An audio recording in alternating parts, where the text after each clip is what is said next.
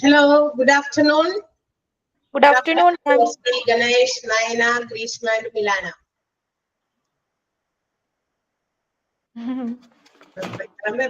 നമുക്ക് പേര് വിളിക്കാലോ, വല്ലപ്പോഴൊക്കെ പേര് വിളിക്കാൻ പറ്റുള്ളൂ. എല്ലാവരും ഉള്ളപ്പോ പേര് വിളിക്കാൻ പറ്റില്ല.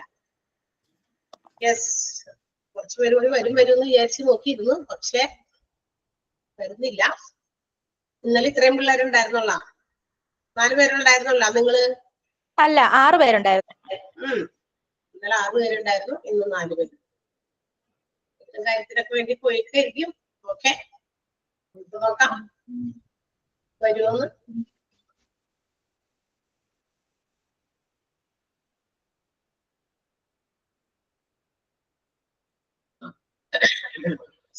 ഫ്രീയാണ്.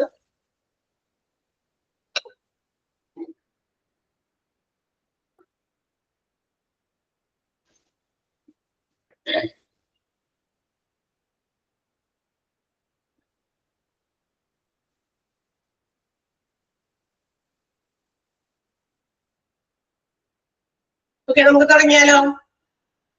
കഴിഞ്ഞ ക്ലാസ്സിൽ നമ്മൾ എവിടെ വരെ എടുത്തു പറഞ്ഞേ? 6ാമത്തെ പോയിന്റ് വരെ എടുത്തിരുന്നത്. ഗൈഡ് ലൈൻസ് ഓഫ് ഡിസിപ്ലിനറി പ്രൊസീജിയറിന്റെ 6ാമത്തെ പോയിന്റ് വരെ. ഇനി 7ാമത്തെ.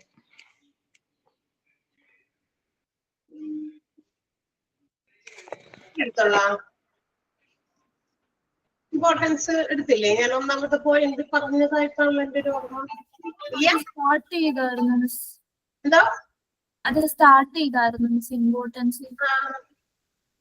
അതാണ് ഞാൻ ചോദിച്ചത്. എനിക്ക് അവിടെ വരെയാണ് ഞാൻ നോട്ട് ചെയ്ത് വെച്ചേക്കുന്നത്. നമ്മളിങ്ങനെ നോട്ട് ചെയ്ത് വെക്കുമല്ലോ എവിടെ വരെ എടുത്തു എന്നറിയാൻ. സാറില്ലേ, കുഴപ്പമില്ല. ഇമ്പോർട്ടൻസ് തുടങ്ങി നമുക്ക് എടുക്കാം. നമ്മള് കഴിഞ്ഞ ക്ലാസ്സില് ഗൈഡ് ലൈൻസ് ആണ്. അതായത് disciplinary procedure when it is followed in the organization, certain guidelines have to be followed. ഒരു ഓർഗനൈസേഷനിൽ അവിടുത്തെ ഡിസിപ്ലിൻ പോളിസീസ് ഒക്കെ നമ്മള് മ്യൂട്ട് ചെയ്തിട്ട് ഒരു സൗണ്ട് വരുന്നുണ്ട്. ആരെങ്കിലും പാട്ട് പാടുന്നുണ്ടോ? നമ്മുടെ ക്ലാസ്സിലാണോ? അറിയില്ല. ഒരു മൂളിപ്പാട്ടിന്റെ ഒരു ഇത് വരുന്നുണ്ട്. ഓക്കെ, ഇവിടെ നിന്നില്ലാന്ന് തോന്നുന്നു, വേറെ സ്ഥലത്തു നിന്നായിരിക്കും. അപ്പൊ നമ്മള് ഗൈഡ് ലൈൻസ്, അതായത് ഒരു ഓർഗനൈസേഷൻ അവിടെ കൊണ്ടുവന്നിരിക്കുന്ന ഡിസിപ്ലിൻ പോളിസീസ് നടപ്പിലാക്കുമ്പോൾ സ്വീകരിക്കേണ്ട ചില അടിസ്ഥാനപരമായിട്ടുള്ള ചില ഗൈഡ് ലൈനുകളാണ് നമ്മൾ പറഞ്ഞത്. പ്രോംപ്റ്റ് ആക്ഷൻ എടുക്കണം എന്ന് വെച്ചാൽ കുറെ ദിവസം കഴിയട്ടെ, അടുത്ത ആഴ്ച ആവട്ടെ, അങ്ങനെ മാറ്റി വെക്കാതെ എന്താണോ നമ്മൾ ആ ഒരു ഏതെങ്കിലും എംപ്ലോയിയോ അല്ലെങ്കിൽ ഒരു പെർട്ടിക്കുലർ ഗ്രൂപ്പ് ഓഫ് എംപ്ലോയീസോ ഏതെങ്കിലും തരത്തിൽ മിസ്കോണ്ടക്ട് ചെയ്തു അല്ലെങ്കിൽ അവിടുത്തെ റൂൾസ് ആൻഡ് റെഗുലേഷൻസ് വയലേറ്റ് ചെയ്തു എന്നറിഞ്ഞാൽ അതിന് എതിരെ എടുക്കേണ്ട ആദ്യ നടപടി എന്താണോ, അത് അവരങ്ങനെ ചെയ്തിട്ടുണ്ടോ എന്ന് അന്വേഷിക്കലാണ്. സോ അത് ആദ്യമേ തന്നെ പെട്ടെന്ന് തന്നെ തുടങ്ങണം, ആസ് സൂൺ ആസ് പോസിബിൾ, സമയം വെച്ച് താമസിപ്പിക്കാതെ. അടുത്തത് പ്രോപ്പറായിട്ട് അത്തരം മിസ്കണ്ടക്ട് ആരും തന്നെ ചെയ്തതായാലും അത് പ്രോപ്പറായിട്ട് റിട്ടേൺ ഫോർമാറ്റിൽ ഡോക്യുമെന്റ് ചെയ്യണം, എഴുതി തയ്യാറാക്കി വെക്കുന്നത്. ഇന്ന എംപ്ലോയി അല്ലെങ്കിൽ ഇന്ന ഗ്രൂപ്പ് ഓഫ് എംപ്ലോയീസ് അല്ലെങ്കിൽ പേരുകൾ മെൻഷൻ ചെയ്യുന്ന എംപ്ലോയീസിന്റെ പേരിൽ ഇന്ന ഒരു എന്താ പറയാ മിസ്കോണ്ടക്ട് കണ്ടുപിടിക്കപ്പെട്ടിട്ടുണ്ട്, അത് ആരെങ്കിലും വഴിയായിട്ട് നമ്മൾ അറിഞ്ഞിട്ടുണ്ട്, അപ്പൊ അതിന്റെ അന്വേഷണത്തിലാണ്. അപ്പൊ അത് റിട്ടേൺ ആയിട്ട് എഴുതി വെക്കാം. It will be an evidence. അതൊരു എവിഡൻസ് ആണ്. കാരണം പിന്നീട് ആള് വന്നിട്ട് ചോദിക്കണം, നിങ്ങൾ കണ്ടോ, നിങ്ങൾക്ക് അതിന് തെളിവുണ്ടോ എന്നൊക്കെ ചോദിച്ചു കഴിഞ്ഞാൽ we have to produce it. തീർച്ചയായിട്ടും ആ തെളിവ് കാണിക്കേണ്ടി വരും. അപ്പൊ അതിനുവേണ്ടി പ്രോപ്പർ ആയിട്ട് ഡോക്യുമെന്റ് ചെയ്യണം any misconduct which is made by the employee. Next one supervisors. ഇനി എംപ്ലോയീസിനെ സൂപ്പർവൈസ് ചെയ്യുന്ന സൂപ്പർവൈസർമാര്. ഒരു മിക്ക കേസിലും മിസ്കോണ്ടക്ട് ചെയ്തു എന്ന് കണ്ടെത്തുന്നത് ചിലപ്പോൾ സൂപ്പർവൈസേഴ്സ് ആയിരിക്കും. അപ്പൊ ആ മിസ്കോണ്ടക്ട് കണ്ടെത്തുന്നത് സൂപ്പർവൈസേഴ്സ് ആണെങ്കിൽ അത് കണ്ടെത്താനുള്ള എഫിഷ്യന്റ് ആയിട്ടുള്ള വളരെ ട്രെയിൻഡ് ആയിട്ടുള്ള ക്വാളിഫൈഡ് ആയിട്ടുള്ള സൂപ്പർവൈസർമാരുണ്ടായിരിക്കണം, അല്ലെ? അപ്പൊ നമ്മള് അപ്പോയിന്റ് ചെയ്യുന്ന സൂപ്പർവൈസേഴ്സിനും അത് മനസ്സിലാക്കാൻ, എംപ്ലോയീസ് എന്തെങ്കിലും തരത്തിൽ മിസ്ബിഹേവ് ചെയ്യുമ്പോൾ അത് അവരുടെ മിസ്ബിഹേവിയർ ആണ്, അവർ റൂൾസ് ആൻഡ് റെഗുലേഷൻസ് വയലേറ്റ് ചെയ്തിരിക്കുന്നു, ബ്രീച്ച് ഓഫ് കോൺടാക്ട് ചെയ്തിരിക്കുന്നു എന്ന് ബോധ്യമാകണം. അത് ബോധ്യമാകണമെങ്കിൽ എങ്ങനെയാണ്? ട്രെയിൻഡ് ആയിട്ടുള്ള നല്ല ക്വാളിഫൈഡ് ആയിട്ടുള്ള സൂപ്പർവൈസർമാർക്ക് അതൊക്കെ മനസ്സിലാവുന്നു. അപ്പൊ അങ്ങനെയുള്ളവരായിരിക്കണം. ഡിസിപ്ലിനറി ആക്ഷൻ എല്ലാവർക്കും ഒരുപോലെ ഫെയർ ആയിരിക്കണം, ഈക്വൽ ആയിരിക്കണം. നോ ഡിസ്ക്രിമിനേഷൻ, അവിടെ ഒരു തരത്തിലും വിവേചനങ്ങളൊന്നും പാടില്ല. ഇനി ഡിസിപ്ലിനറി ആക്ഷൻ എടുക്കുമ്പോൾ അത് കുറച്ച് പ്രൈവറ്റ് ആയിട്ട്, ഇനി എല്ലാവരുടെയും മുമ്പിൽ കൊണ്ടുവന്ന് ആ വ്യക്തിയോ അല്ലെങ്കിൽ ആ വ്യക്തികളെയോ എന്താ പറയാ വ്യക്തിഹത്യ ചെയ്യുന്നത് പോലെ, പരിഹസിക്കുന്നത് പോലെ, അല്ലെ? കുട്ടികളുടെ ഭാഷയിൽ പറയുന്നത് പ്രഹസനം പോലെ കൊണ്ടുവരാതെ അത് കുറച്ച് പ്രൈവറ്റ് ആയിട്ട്, അല്ലെ? കാരണം ആൾക്ക് ബോധ്യപ്പെടണം താങ്കൾ ചെയ്ത് തെറ്റാണ്. മറ്റുള്ളവർ അറിഞ്ഞോട്ടെ ഇന്ന ശിക്ഷ ആൾക്ക് കൊടുത്തു എന്നുള്ളത്, അറിയുന്നതിന് കുഴപ്പമില്ല. പക്ഷെ അത് ചെയ്യിപ്പിക്കുന്നത് എന്താ പറയാ on behalf of all the employees in the organisation ആവരുത്. ഓർഗനൈസേഷന്റെ എല്ലാ എംപ്ലോയീസിനെയൊക്കെ വിളിച്ചു കൂട്ടി ഒരു പൊതുവേദിയിൽ കൊണ്ടു നിർത്തിയിട്ട് ആൾക്ക് ആ ശിക്ഷ കൊടുക്കരുത്. ശിക്ഷാ നടപടികൾ ചിലപ്പോൾ എല്ലാവരും അറിയുമായിരിക്കും. അത് ഒരു ചെവിയിൽ നിന്ന് മറ്റൊരു ചെവിയിലേക്ക് ഇങ്ങനെ പകർന്ന് ചിലപ്പോൾ അറിയില്ലേ ഇന്ന കുറ്റം ചെയ്തിട്ട് ആ എംപ്ലോയിക്ക് ഇന്ന ശിക്ഷ കിട്ടിയിട്ടോ. Maybe it's not to the other employees. മറ്റുള്ള എംപ്ലോയീസിനെ അതിനെ കുറിച്ച് അറിവുണ്ടായിരിക്കാം. പക്ഷെ അത് കൊടുക്കുമ്പോൾ ഇന്ന രീതിയിലുള്ള ശിക്ഷ കൊടുക്കുമ്പോൾ ആ ശിക്ഷ കൊടുക്കുന്ന സമയത്ത് അത് ഇച്ചിരി സ്വകാര്യമായിട്ട് പ്രൈവറ്റ് ആയിട്ട് കൊടുക്കാനായിട്ട് ശ്രദ്ധിക്കണം എന്നാണ്. പിന്നെ ഇപ്പോൾ disciplinary procedures from time to time update ചെയ്യണം, റിവൈസ് ചെയ്യണം. പഴഞ്ചൻ രീതിയിലുള്ള കുറെ ഡിസിപ്ലിനറി പോളിസീസ് കൊണ്ടുവന്നിട്ട് ഇപ്പോഴും അത് തന്നെ ഫോളോ ചെയ്യണം എന്ന് പറഞ്ഞു കഴിഞ്ഞാൽ അത് ഇറ്റ്സ് നോട്ട് ഫെയർ, അത് ശരിയായ കാര്യമല്ല. അപ്പൊ അതുകൊണ്ട് ഫ്രം ടൈം ടു ടൈം സമയങ്ങളിൽ റിവൈസ് ചെയ്യേണ്ടതായിട്ടുള്ള പോളിസീസ് എന്തെങ്കിലുമൊക്കെ ഉണ്ടെങ്കിൽ, നിയമങ്ങളൊക്കെ ഉണ്ടെങ്കിൽ, റൂൾസ് ആൻഡ് റെഗുലേഷൻസ് ഉണ്ടെങ്കിൽ അത് റിവൈസ് ചെയ്തുകൊണ്ടിരിക്കുക, അപ്ഡേറ്റ് ചെയ്യുക. അപ്ഡേറ്റ് ചെയ്യുന്നതോടൊപ്പം ഓർഗനൈസേഷൻ അതിനകത്ത് അപ്ഡേഷൻസ് വരുത്തുമ്പോഴും it should be well known to the employees. അത് എന്തൊക്കെയാണോ മാറ്റങ്ങൾ കൊണ്ടുവന്നത് അത് എംപ്ലോയീസിന് കൃത്യമായിട്ട് അറിയാം. Right. And the last one, constructive ആയിട്ടുള്ള ഒരു ഡിസിപ്ലിനറി അപ്രോച്ച് ആയിരിക്കണം ഓർഗനൈസേഷനിൽ ഫോളോ ചെയ്യേണ്ടത്. എന്ന് വെച്ചാൽ അവർക്ക് അത് ചെയ്യാൻ പറ്റണം. എംപ്ലോയീസിന് ഏത് തരത്തിലുള്ള നിയമങ്ങളും തെറ്റിക്കാതെ കറക്റ്റ് ആയിട്ട് ഡിസിപ്ലിൻഡ് ആയിട്ട് ബിഹേവ് ചെയ്യാൻ പറ്റണം. നിയമങ്ങൾ എപ്പോഴും തെറ്റിക്കുന്ന വിച്ച് കനോട്ട് ബി, നമുക്ക് ഫോളോ ചെയ്യാൻ പറ്റാത്ത രീതിയിലുള്ള റൂൾസ് ആൻഡ് റെഗുലേഷൻസ് വരുമ്പോഴാണ് ചിലപ്പോൾ അത് വയലേറ്റ് ചെയ്യേണ്ടി വരിക, അല്ലെ, നിയമം തെറ്റിക്കേണ്ടി വരിക. അപ്പൊ തെറ്റിക്കാതിരിക്കാൻ, അതായത് prevention is better than cure, അതാണ് ഞാൻ പറഞ്ഞത്. അതായത് നമ്മളിപ്പോ അസുഖം വരുമ്പോൾ പറയില്ലേ, അസുഖം വരുന്നത് ചികിത്സിക്കുന്നതിനേക്കാൾ നല്ലത് അത് വരാതിരിക്കുന്നത് ശ്രദ്ധിക്കുന്നതാണ്. അപ്പൊ അതുപോലെ ആയിരിക്കണം ഈ ഇവര് തെറ്റൊക്കെ ചെയ്യട്ടെ, എന്നിട്ട് വേണം ഇവർക്ക് പണിഷ്മെന്റ് കൊടുക്കാൻ, പെനാൽറ്റീസ് ചെയ്യാൻ. അങ്ങനെ ആവരുത് നമ്മുടെ ഡിസിപ്ലിനറി പോളിസി. എല്ലാവരും നല്ല രീതിയിൽ അനുശാസിക്കുന്ന ഡിസിപ്ലിനറി പോളിസി ആയിരിക്കണം. അതുകൊണ്ടാണ് അതിനെ പറയുന്നത് ഒരു കൺസ്ട്രക്റ്റീവ് അപ്രോച്ച് ആയിരിക്കണം ഡിസിപ്ലിനറി പോളിസിക്ക് ഉണ്ടായിരിക്കുന്നത്. ഇതൊക്കെ നമ്മൾ കഴിഞ്ഞ ക്ലാസ്സിൽ പറഞ്ഞു തന്നതാണ്. അപ്പൊ ഓക്കെ, നമ്മൾ അടുത്ത ഭാഗത്തേക്ക് പോവാണ്. Importance of discipline. എന്തിനാണ്, what is the importance of discipline in an organization? ഒരു ബിസിനസ് ഓർഗനൈസേഷനിൽ എന്തിനാ നമ്മൾ ഇങ്ങനെ ഡിസിപ്ലിൻഡ് ആവണേ? നമ്മൾ ഡിസിപ്ലിൻ, സ്കൂളിൽ ഡിസിപ്ലിൻഡ് ആകാൻ പഠിച്ചിട്ടുണ്ട്. സ്കൂളുകളിൽ ചെറിയ ക്ലാസ് മുതൽ നമ്മൾ പഠിച്ചുകൊണ്ടിരിക്കുന്ന കാലഘട്ടത്തിലൊക്കെ അതിൻ്റെതായ രീതിയിലുള്ള ഡിസിപ്ലിൻ പ്രൊസീജിയേഴ്സ് ആണ് ഫോളോ ചെയ്തിരുന്നത്. ഇപ്പൊ ഒരു KG സെക്ഷനിൽ പഠിച്ചുകൊണ്ടിരിക്കുന്ന സമയത്തുള്ള ഡിസിപ്ലിൻ അല്ല ഫസ്റ്റ് സ്റ്റാൻഡേർഡ് തുടങ്ങി UP സെക്ഷനിൽ പഠിക്കുക, അല്ലെ, അവിടുത്തെ ഡിസിപ്ലിനിൽ ഇച്ചിരി മാറ്റം ഉണ്ടായിരിക്കും. ഹൈസ്കൂളിലേക്ക് ആകുമ്പോൾ കുറച്ചുകൂടി ഡിസിപ്ലിൻ ആയി, കുറച്ചുകൂടി ഫ്രീ ആകും, അല്ലെ. +2ലേക്ക് ആകുമ്പോൾ ഇച്ചിരി കൂടി ഫ്രീ ആയി, കോളേജിലേക്കൊക്കെ ആകുമ്പോൾ കുറച്ച് നല്ലോണം ഫ്രീ ആയി, അല്ലെ. നമുക്ക് നമ്മുടേതായ ഫ്രീഡത്തിൽ എന്ത് വേണമെങ്കിലും ചെയ്യാം എന്നുള്ളത്, എന്ന് വെച്ചാൽ അഗേൻസ്റ്റ് ദ റൂൾസ് അല്ല, അല്ലാതെ കുറച്ചുകൂടി ഫ്രീഡം. ഈ എന്താ പറയാ, അതാണ് കോളേജിലൊക്കെ എന്താ എന്താ പറയാ, ചേച്ചിക്ക് ചേട്ടനൊക്കെ എപ്പോഴെങ്കിലും പോയാൽ മതി, അവിടെ വലിയ പ്രശ്നമൊന്നുമില്ല, അങ്ങനെ ഇങ്ങനെ എന്നൊക്കെ. സ്കൂളിലാവുമ്പോൾ നമുക്ക് ആ ഒരു കൃത്യനിഷ്ഠയിൽ ഒരുപാട് കാര്യങ്ങൾ ചെയ്യണം. അപ്പൊ കുറച്ചുകൂടി റൂൾസ് ആൻഡ് റെഗുലേഷൻസിനെ കുറിച്ച് കുറച്ചുകൂടി എന്തുണ്ടാകും, ഒരു എന്താ പറയാ അയവുണ്ടായിരിക്കും. അപ്പൊ ഏത് സ്ഥലത്താണെങ്കിലും we have to follow some rules and regulations. പക്ഷെ ഒരു ബിസിനസ് ഓർഗനൈസേഷനിലും ഡിസിപ്ലിൻ വേണോ? തീർച്ചയായിട്ടും. അതുകൊണ്ട് ഒരുപാട് ഇമ്പോർട്ടൻസ് ഉണ്ട്. അതിൽ ഒന്നാണ് ഇംപ്രൂവ്സ് എംപ്ലോയി ബിഹേവിയർ. നമ്മുടെ സ്വഭാവ രൂപീകരണത്തിന് ഒരു നല്ല പങ്കുണ്ട് ഡിസിപ്ലിൻ ഓർഗനൈസേഷനിൽ കൊണ്ടുവന്നിരിക്കുന്നതിന്. എന്ന് വെച്ച് കഴിഞ്ഞാൽ നമ്മളിപ്പോ ഏതെങ്കിലും ഒരു ബിഹേവിയർ, നമുക്കറിയാം നമ്മളെല്ലാവരും ഡിഫറെന്റ് ക്യാരക്ടറിസ്റ്റിക്സ്, ഡിഫറെന്റ് നേച്ചർ ഉള്ളവരാണ്. ഒരു ബിസിനസ് ഓർഗനൈസേഷനിൽ നമ്മൾ വരുമ്പോൾ and we are doing job with other coworkers, നമ്മളുടെ ഒപ്പമുള്ള ജോലിക്കാരുമായിട്ട് നമ്മൾ ജോലി ചെയ്യുമ്പോൾ എന്താ പ്രത്യേകത, അവരെ കൂടി നമ്മൾ കണക്കിലെടുക്കും. അവര് ഇത് എന്താ പറയാ, നമ്മളുടെ വീട്ടിലുള്ള ഒരംഗമല്ല, കുറച്ചുകൂടി നമുക്ക് ഡിസ്റ്റൻസ് ആയിട്ട് കീപ്പ് ചെയ്യേണ്ട ഒരു വ്യക്തിയാണ്. അപ്പൊ അവരോട് നമ്മൾ എങ്ങനെ പെരുമാറണം, നമ്മുടെ വീട്ടിൽ കിടന്ന് നമ്മൾ ഉണ്ടാക്കുമ്പോൾ ഒച്ചയും ബഹളവും പോലെ, അല്ലെങ്കിൽ അവരെന്തെങ്കിലും സംസാരിക്കുമ്പോൾ നമ്മുടെ വീട്ടിലൊക്കെ ആണെങ്കിൽ പിന്നെ അങ്ങനെ ഇങ്ങനെ എന്നൊക്കെ പറഞ്ഞ് നമ്മൾ അതിനെ എന്താ പറയാ ഒരു എതിർക്കുന്ന രീതിയിലുള്ള ഒരു എന്താ പറയാ ഒരു സംഭാഷണ ശൈലി നമ്മളുടെ വായിൽ വരും. പക്ഷെ ഇന്നൻ ഓർഗനൈസേഷൻ അത് നമ്മളുടെ എംപ്ലോയറോ അല്ലെങ്കിൽ കോവർക്കേഴ്സോ നമ്മളോട് ചോദിക്കുമ്പോഴോ അല്ലെങ്കിൽ സംസാരിക്കുമ്പോഴോ നമ്മളോട് പെരുമാറുമ്പോഴൊക്കെ കുറച്ചുകൂടി പൊളൈറ്റ്നെസ്, കുറച്ചുകൂടി മര്യാദയോടെ ആയിരിക്കും നമ്മൾ അവിടെ ബിഹേവ് ചെയ്യുക. കണ്ടോ? അപ്പൊ അതെന്താ, അത് അവിടുത്തെ റൂൾസിന് എഗെയിൻസ്റ്റ് ആകും. അല്ലാതെ ഏതെങ്കിലും ആരെങ്കിലും എംപ്ലോയീസ് കോവർക്കേഴ്സ് ചോദിക്കുമ്പോൾ അവരോട് തട്ടിക്കയറുക, അവരോട് ദേഷ്യപ്പെടുക, ഈവൺ ചിലപ്പോൾ അവർക്കെതിരെ കൈ ഉയർത്തുക, ഇതൊക്കെ എഗെയിൻസ്റ്റ് റൂളാണ്. മനസ്സിലായല്ലോ? അപ്പൊ അതുകൊണ്ട് ഒരു പരിധി വരെ rules and regulations help the employees to maintain or to improve their behaviour. Behaviour improve ആകാനും അതുപോലെ തന്നെ അത് കൃത്യമായിട്ട് മെയിൻറ്റെയിൻ ചെയ്യാനും ഒരു പരിധി വരെ help in the business organization rules and regulations.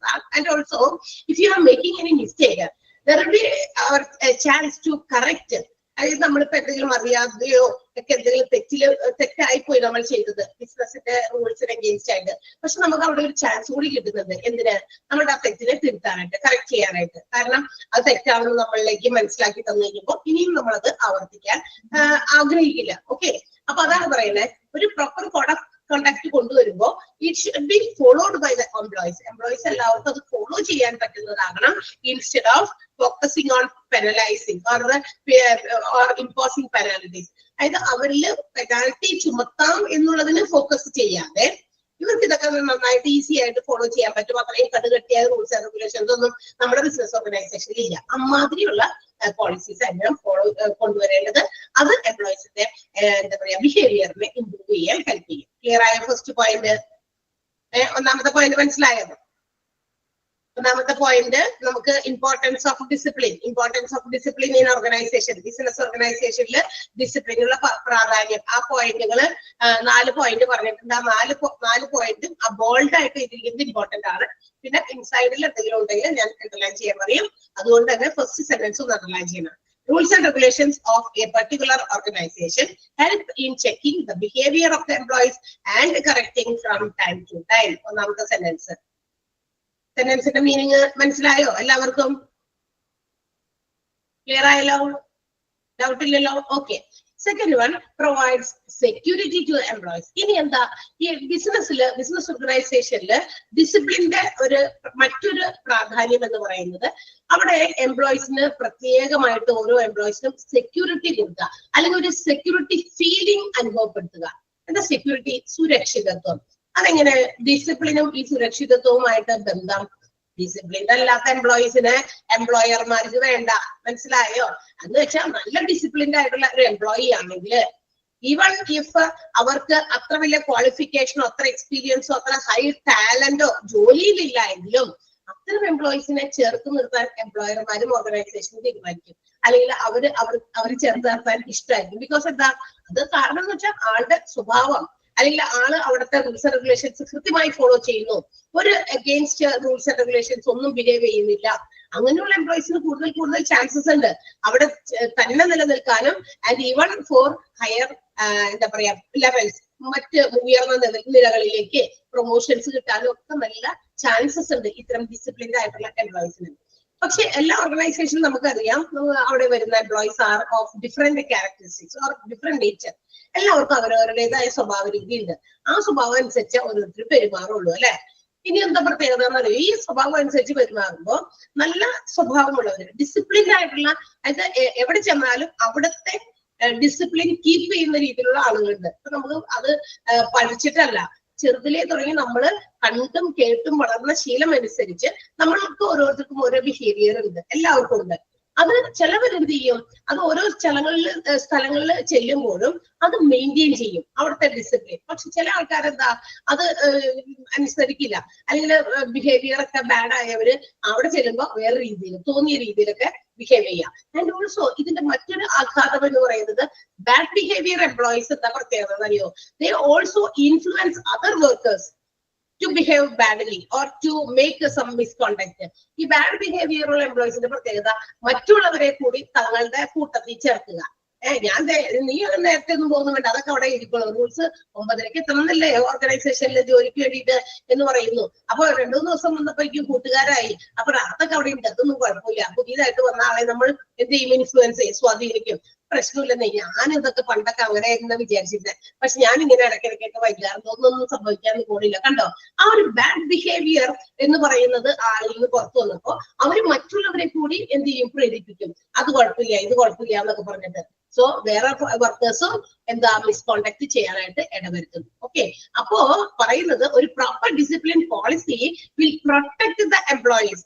അത് കൂടുതൽ പ്രൊട്ടക്ഷൻസ് ആണ് അത്തരം വെൽ ഡിസിപ്ലിൻഡ് ആയിട്ടുള്ള എംപ്ലോയീസിന് കൊടുക്കുക. ആൻഡ് ഓൾസോ അവരുടെ performance also they can increase and also they cannot be influenced by such indisciplined employees. അതായത് ഡിസിപ്ലിൻ അല്ലാത്ത എംപ്ലോയീസിന്റെ ഗണത്തിൽ ചേരാൻ ഇത്തരം ഡിസിപ്ലിൻഡ് ആയിട്ടുള്ള എംപ്ലോയീസ് ആണെങ്കിൽ ആരൊക്കെ വഴിതെറ്റിക്കാൻ ശ്രമിച്ചാലും, ആരൊക്കെ സ്വാധീനിക്കാൻ ശ്രമിച്ചാലും, വെൽ ഡിസിപ്ലിൻഡ് ആയിട്ടുള്ള എംപ്ലോയി ആണെങ്കിൽ അങ്ങോട്ടും ഇങ്ങോട്ടും ചായും ചെരിവൊന്നും ഉണ്ടാവില്ല. ഇതാണ് ഡിസിപ്ലിൻ. എനിക്ക് ഇതാണ് ഫോളോ ചെയ്യേണ്ടത് എന്ന് ഉറച്ച തീരുമാനം ഉണ്ടെങ്കിൽ how can make the influenced by other undisciplined employees? എങ്ങനെ മറ്റുള്ള ഡിസിപ്ലിൻ ഇല്ലാത്ത എംപ്ലോയീസിനെ സ്വാധീനിക്കപ്പെടാൻ പറ്റില്ല. ഓക്കെ, അപ്പൊ അതുകൊണ്ടാണ് ഒരു proper discipline policy protects the employees for their high performance. അവരുടെ പെർഫോമൻസ് ഹൈ ആക്കാനും മറ്റു കാര്യങ്ങൾക്കും ഒക്കെ അവരെ സംരക്ഷിക്കുന്നു. അതുകൊണ്ടാണ് അങ്ങനെ പറഞ്ഞിരിക്കുന്നത്, provides security to employees. Clear ആയോ? ഫസ്റ്റ് പാരഗ്രാഫ് മനസ്സിലായോ? ആ പോയിന്റില് ഫസ്റ്റ് പാരഗ്രാഫ് ക്ലിയർ ആണല്ലോ? ഓക്കെ, ഇനി അതിനകത്ത് ആ ഒരു സെന്റൻസ് ഒന്ന് അണ്ടർലൈൻ ചെയ്യണം കേട്ടോ. Every individuals working in an organization have different nature and behaves accordingly. അതുകൂടാതെ അടുത്ത സെന്റൻസും, bad behavior or misconduct of certain employees affects his fellow workers. fellow workers വരെ. ഇനി discipline policy should be also clearly mentioned. അതായത് വളരെ കൃത്യമായിട്ട് discipline policy എംപ്ലോയീസിന് മനസ്സിലാക്കിയിരിക്കണം. മാത്രമല്ല അതിന്റെ after effect, that means consequences. If any employee make some mistakes or do any misconduct, employees ഏതെങ്കിലും രീതിയിൽ മിസ്കോണ്ടക്ട് ചെയ്താൽ ആ മിസ്കോണ്ടക്റ്റിന് ഇന്നതാണ് പണിഷ്മെന്റ്, ഇന്നതായിരിക്കും അതിന്റെ കോൺസിക്വൻസ് എന്നുള്ളതും കൃത്യമായി മെൻഷൻ ചെയ്തിരിക്കണം. മനസ്സിലായി? അങ്ങനെ വരുമ്പോൾ എന്ത് പറ്റും? എംപ്ലോയീസിന് അത്തരം മിസ്റ്റേക്കുകളോ മിസ്കോണ്ടക്ട് ചെയ്യാനായിട്ട് ആ ഒരു ഫീലിംഗ് വരില്ല. ബിക്കോസ് അവർക്കറിയാം ഇതിന്റെ കോൺസിക്വൻസ് ഇന്നതായിരിക്കും. അപ്പൊ ആ കോൺസിക്വൻസസ് ഫേസ് ചെയ്യാൻ പേടിയുണ്ടായിരിക്കും എംപ്ലോയീസിന്. സോ ദാറ്റ് ഈ ഡിസിപ്ലിൻ പോളിസി എന്ന് പറയുന്നത് ക്ലിയർലി മെൻഷൻ ചെയ്തിരിക്കണം, അതിന്റെ കോൺസിക്വൻസസും മെൻഷൻ ചെയ്തിരിക്കണം എംപ്ലോയീസിനോട്. ക്ലിയർ ആയോ? മനസ്സിലായോ? ഫസ്റ്റ് സെന്റൻസ് ഒന്ന് അണ്ടർലൈൻ ചെയ്യണം, രണ്ടാമത്തെ പാരഗ്രാഫിലെ certain employees വരെ. നെക്സ്റ്റ് അടുത്തത് എന്താ? What is the importance of discipline? Again the importance of discipline comes under improves performance. ഇനി എന്താ? അപ്പൊ നമ്മൾ ഡിസിപ്ലിൻഡ് ആയി, ഞാൻ ഡിസിപ്ലിൻഡ് ആയിട്ടാണ് എല്ലാ കാര്യങ്ങളും ചെയ്യുന്നത് എങ്കിൽ കുട്ടികളോട് നമ്മൾ പറയല്ലേ, സ്കൂളിലൊക്കെ പഠിക്കുന്നത് കണ്ട ആ കുട്ടിയെ നോക്കുക, അത് വെൽ ഡിസിപ്ലിൻഡ് ആണ്, അത് അവന്റെ ബാക്കിയുള്ള കാര്യങ്ങളിൽ നമുക്ക് കാണാം, പഠനത്തിൽ കാണാം. കണ്ടോ? ഡിസിപ്ലിൻഡ് ആകുമ്പോൾ പഠിക്കാനും എല്ലാ കാര്യത്തിലും ആള് മുന്നിലേക്ക് വരും. അതുപോലെ തന്നെയാണ് ഒരു ബിസിനസ് ഓർഗനൈസേഷനിൽ ഉള്ള എംപ്ലോയീസിലും വെൽ ദേ ആർ ഡിസിപ്ലിൻഡ്, അവരെല്ലാം ഡിസിപ്ലിൻഡ് ആണെങ്കിൽ ഇറ്റ് ഇംപ്രൂവ്സ് ദെയർ പെർഫോമൻസ്. അപ്പൊ നമ്മൾ എന്ത് ചെയ്യുന്നില്ല? അനാവശ്യമായിട്ടുള്ള കമ്മ്യൂണിക്കേഷൻസിന് പോകുന്നില്ല, അനാവശ്യമായിട്ട് മറ്റ് കോവർക്കേഴ്സിനോട് മിങ്കിൾ ചെയ്ത് വെറുതെ നമ്മളുടെ ഉള്ളിലുള്ള സമയം പാഴാക്കി കളയാതെ എന്ത് ചെയ്യുന്നു? നമ്മൾ കറക്റ്റ് ആയിട്ട് ജോലി ചെയ്യുന്നു. മനസ്സിലായോ? അപ്പൊ കറക്റ്റായ കൃത്യതയോടെ സമയം മുഴുവൻ വിനിയോഗിച്ച്, ഒരു ജോലി സ്ഥാപനത്തിലെ മുഴുവൻ സമയവും വിനിയോഗിച്ച് ആ ജോലികൾ ചെയ്തു തീർക്കുക എന്നുള്ളതാണ് ഡിസിപ്ലിന്റെ ഏറ്റവും ഇമ്പോർട്ടന്റ് ആയിട്ടുള്ളത് എംപ്ലോയിയെ സംബന്ധിച്ച്.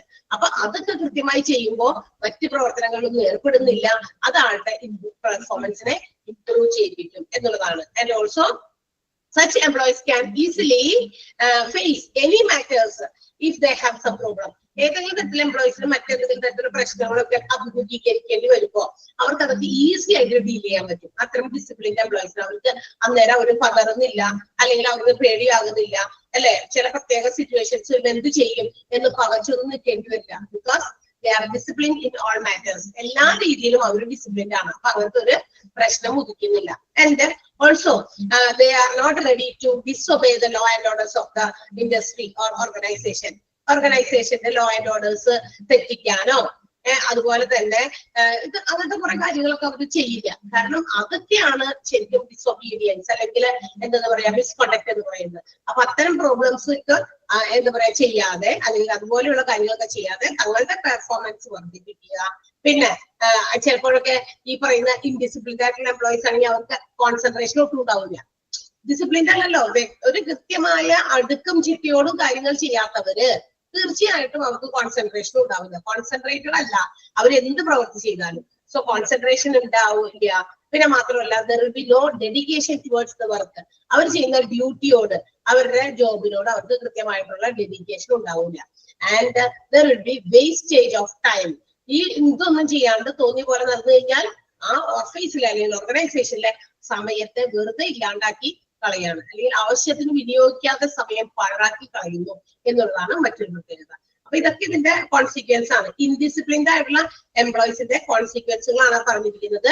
Disobedience of law and order, എന്താണ് ലോ ഓർഡർ ഒക്കെ അനുസരിക്കുന്നില്ല.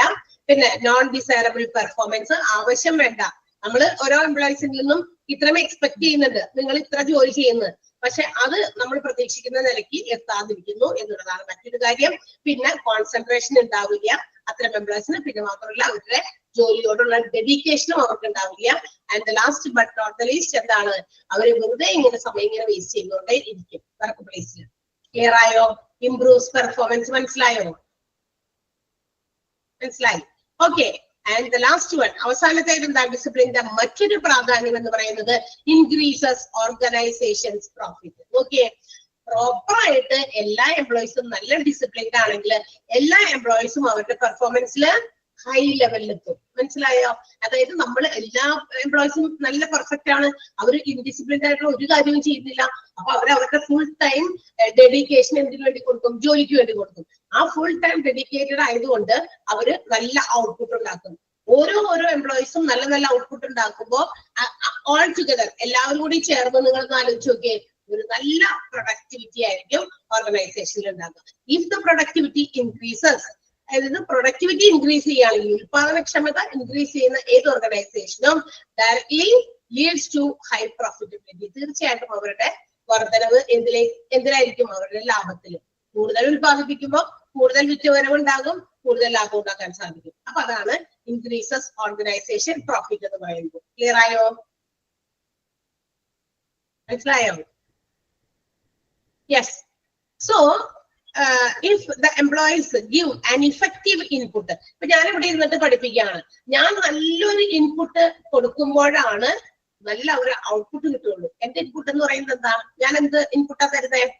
എന്താ ഇൻപുട്ട് തരുന്നത്? ഉറങ്ങാണോ എല്ലാവരും? ഉറങ്ങാനില്ലല്ലോ? ഹലോ ഉറങ്ങിട്ടില്ല. ഞാൻ എന്ത് ഇൻപുട്ടാ നിങ്ങൾക്ക് തന്നുകൊണ്ടിരിക്കുന്നത്? ടീച്ചർ എന്താ ഇന്ന് തന്നേ? ക്ലാസ് കഴിഞ്ഞ് വൈകുന്നേരം ഹസ്ബൻഡ് വരുമ്പോഴോ അല്ലെങ്കിൽ അച്ഛനോ ഒക്കെ വരുമ്പോ ചോദിക്കുകയാണ്, ഇന്ന് എന്താ ക്ലാസ്സിൽ തന്നത്? എന്ത് തന്നു എന്ന് ചോദിക്കുമ്പോ എന്തൊക്കെയോ തന്നു, എന്തൊക്കെയാണെന്നൊന്നും അറിയാൻ പറ്റില്ല. അല്ല കടയിൽ പോയിട്ട് എന്തെങ്കിലും സാധനം വാങ്ങിക്കുകയാണെങ്കിൽ നമുക്ക് പറയാം ഇന്നത്തെ വാങ്ങിച്ചേ ഇന്നും പറഞ്ഞ് ഇങ്ങനെ എടുത്ത് കാണിച്ചു കൊടുക്കാം. പക്ഷേ നമ്മൾ പകർന്നു തരുന്ന ഒരു അറിവ്, ദാറ്റ് മീൻസ് എന്താണോ നമ്മൾ പഠിക്കുന്നത് ആ ഒരു സംഗതി, ആ ഒരു സിലബസിലെ കാര്യങ്ങൾ നിങ്ങളിലേക്ക് തരികയാണ്. അത് എത്രയും ഇഫക്റ്റീവായിട്ട് I'm giving to you. ഞാൻ എത്ര ഇഫക്റ്റീവായിട്ടാണോ നിങ്ങൾക്ക് തരുന്നേ, അതിന്റെ ഔട്ട്പുട്ട് എന്ന് പറയുന്നത് നിങ്ങളുടെ റിസൾട്ടുകളാണ്. പരീക്ഷയ്ക്ക് എഴുതി റിസൾട്ട് വരുമ്പോ.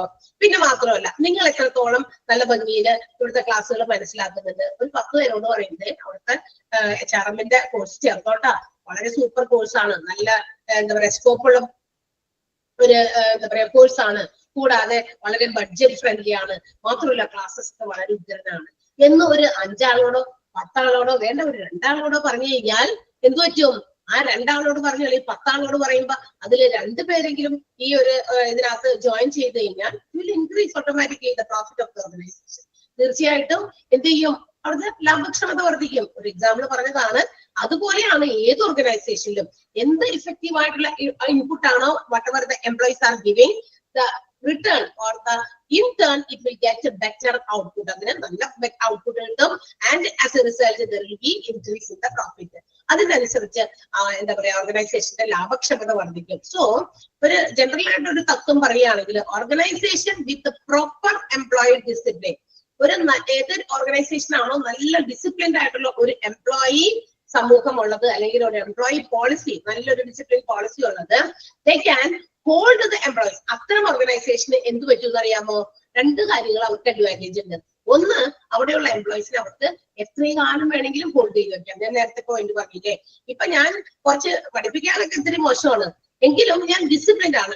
കറക്റ്റ് ടൈമിൽ ഓഫീസിലെത്തുക, കൃത്യസമയത്ത് ക്ലാസ്സിൽ കയറിയിരിക്കുക, ടീച്ചറെ കൃത്യമായിട്ട് കുട്ടികളോട് അവരുടെ കാര്യങ്ങളൊക്കെ മനസ്സിലാക്കി കൊടുക്കുക ഉണ്ടോ. ഇതൊക്കെ കൃത്യം അടുക്കും ചിട്ടയുമായിട്ട് ഒരു സിസ്റ്റമാറ്റിക് ഓർഡറിൽ ചെയ്യുകയാണെങ്കിൽ അത്തരം എംപ്ലോയീസിനെ ഓർഗനൈസേഷൻ നിലനിർത്തും എന്നും. മനസ്സിലായി? പെട്ടെന്ന് പിരിച്ചൊന്നും വിടൂല. കാരണം അവരിൽ നിന്നും ഒരുപാട് പോസിറ്റീവ്സ് നമുക്ക് കിട്ടുന്നുണ്ട്. ചിലപ്പോൾ പഠിപ്പിക്കുന്നതിൽ ഇച്ചിരി മോശമൊക്കെ ഉണ്ടായിക്കോട്ടെ, കുഴപ്പമില്ല, പക്ഷെ they are perfect in their discipline. നമുക്ക് ചേർത്ത് നിർത്താൻ പറ്റിയ ഒരു എംപ്ലോയീസ് ആണ് കേട്ടോ. അപ്പൊ നമ്മളുടെ ഒരു നല്ലൊരു ഓർഗനൈസേഷനിൽ ഒരു നല്ല ഡിസിപ്ലിൻ പോളിസി ഉണ്ടാകുകയും ആൻഡ് അവിടെയുള്ള എംപ്ലോയീസ് എല്ലാം നല്ല ഡിസിപ്ലിൻഡ് ആകുകയെങ്കിൽ എന്ത് പറ്റും? അവർക്ക് അത്ര എംപ്ലോയീസിനെ ഹോൾഡ് ചെയ്യാം ദീർഘകാലത്തേക്ക്, for longer period, and also they can attract young bloods from outside. മാത്രമല്ല അത്തരം ഓർഗനൈസേഷൻസിന് പുറത്തു നിന്ന് നല്ല യങ് ബ്ലഡിന്, നല്ല യുവ സമൂഹമായിട്ടുള്ള കാൻഡിഡേറ്റ്സിനെ, എംപ്ലോയീസ്, ഉദ്യോഗാർത്ഥികളെ നമുക്ക് ആകർഷിക്കാൻ പറ്റും.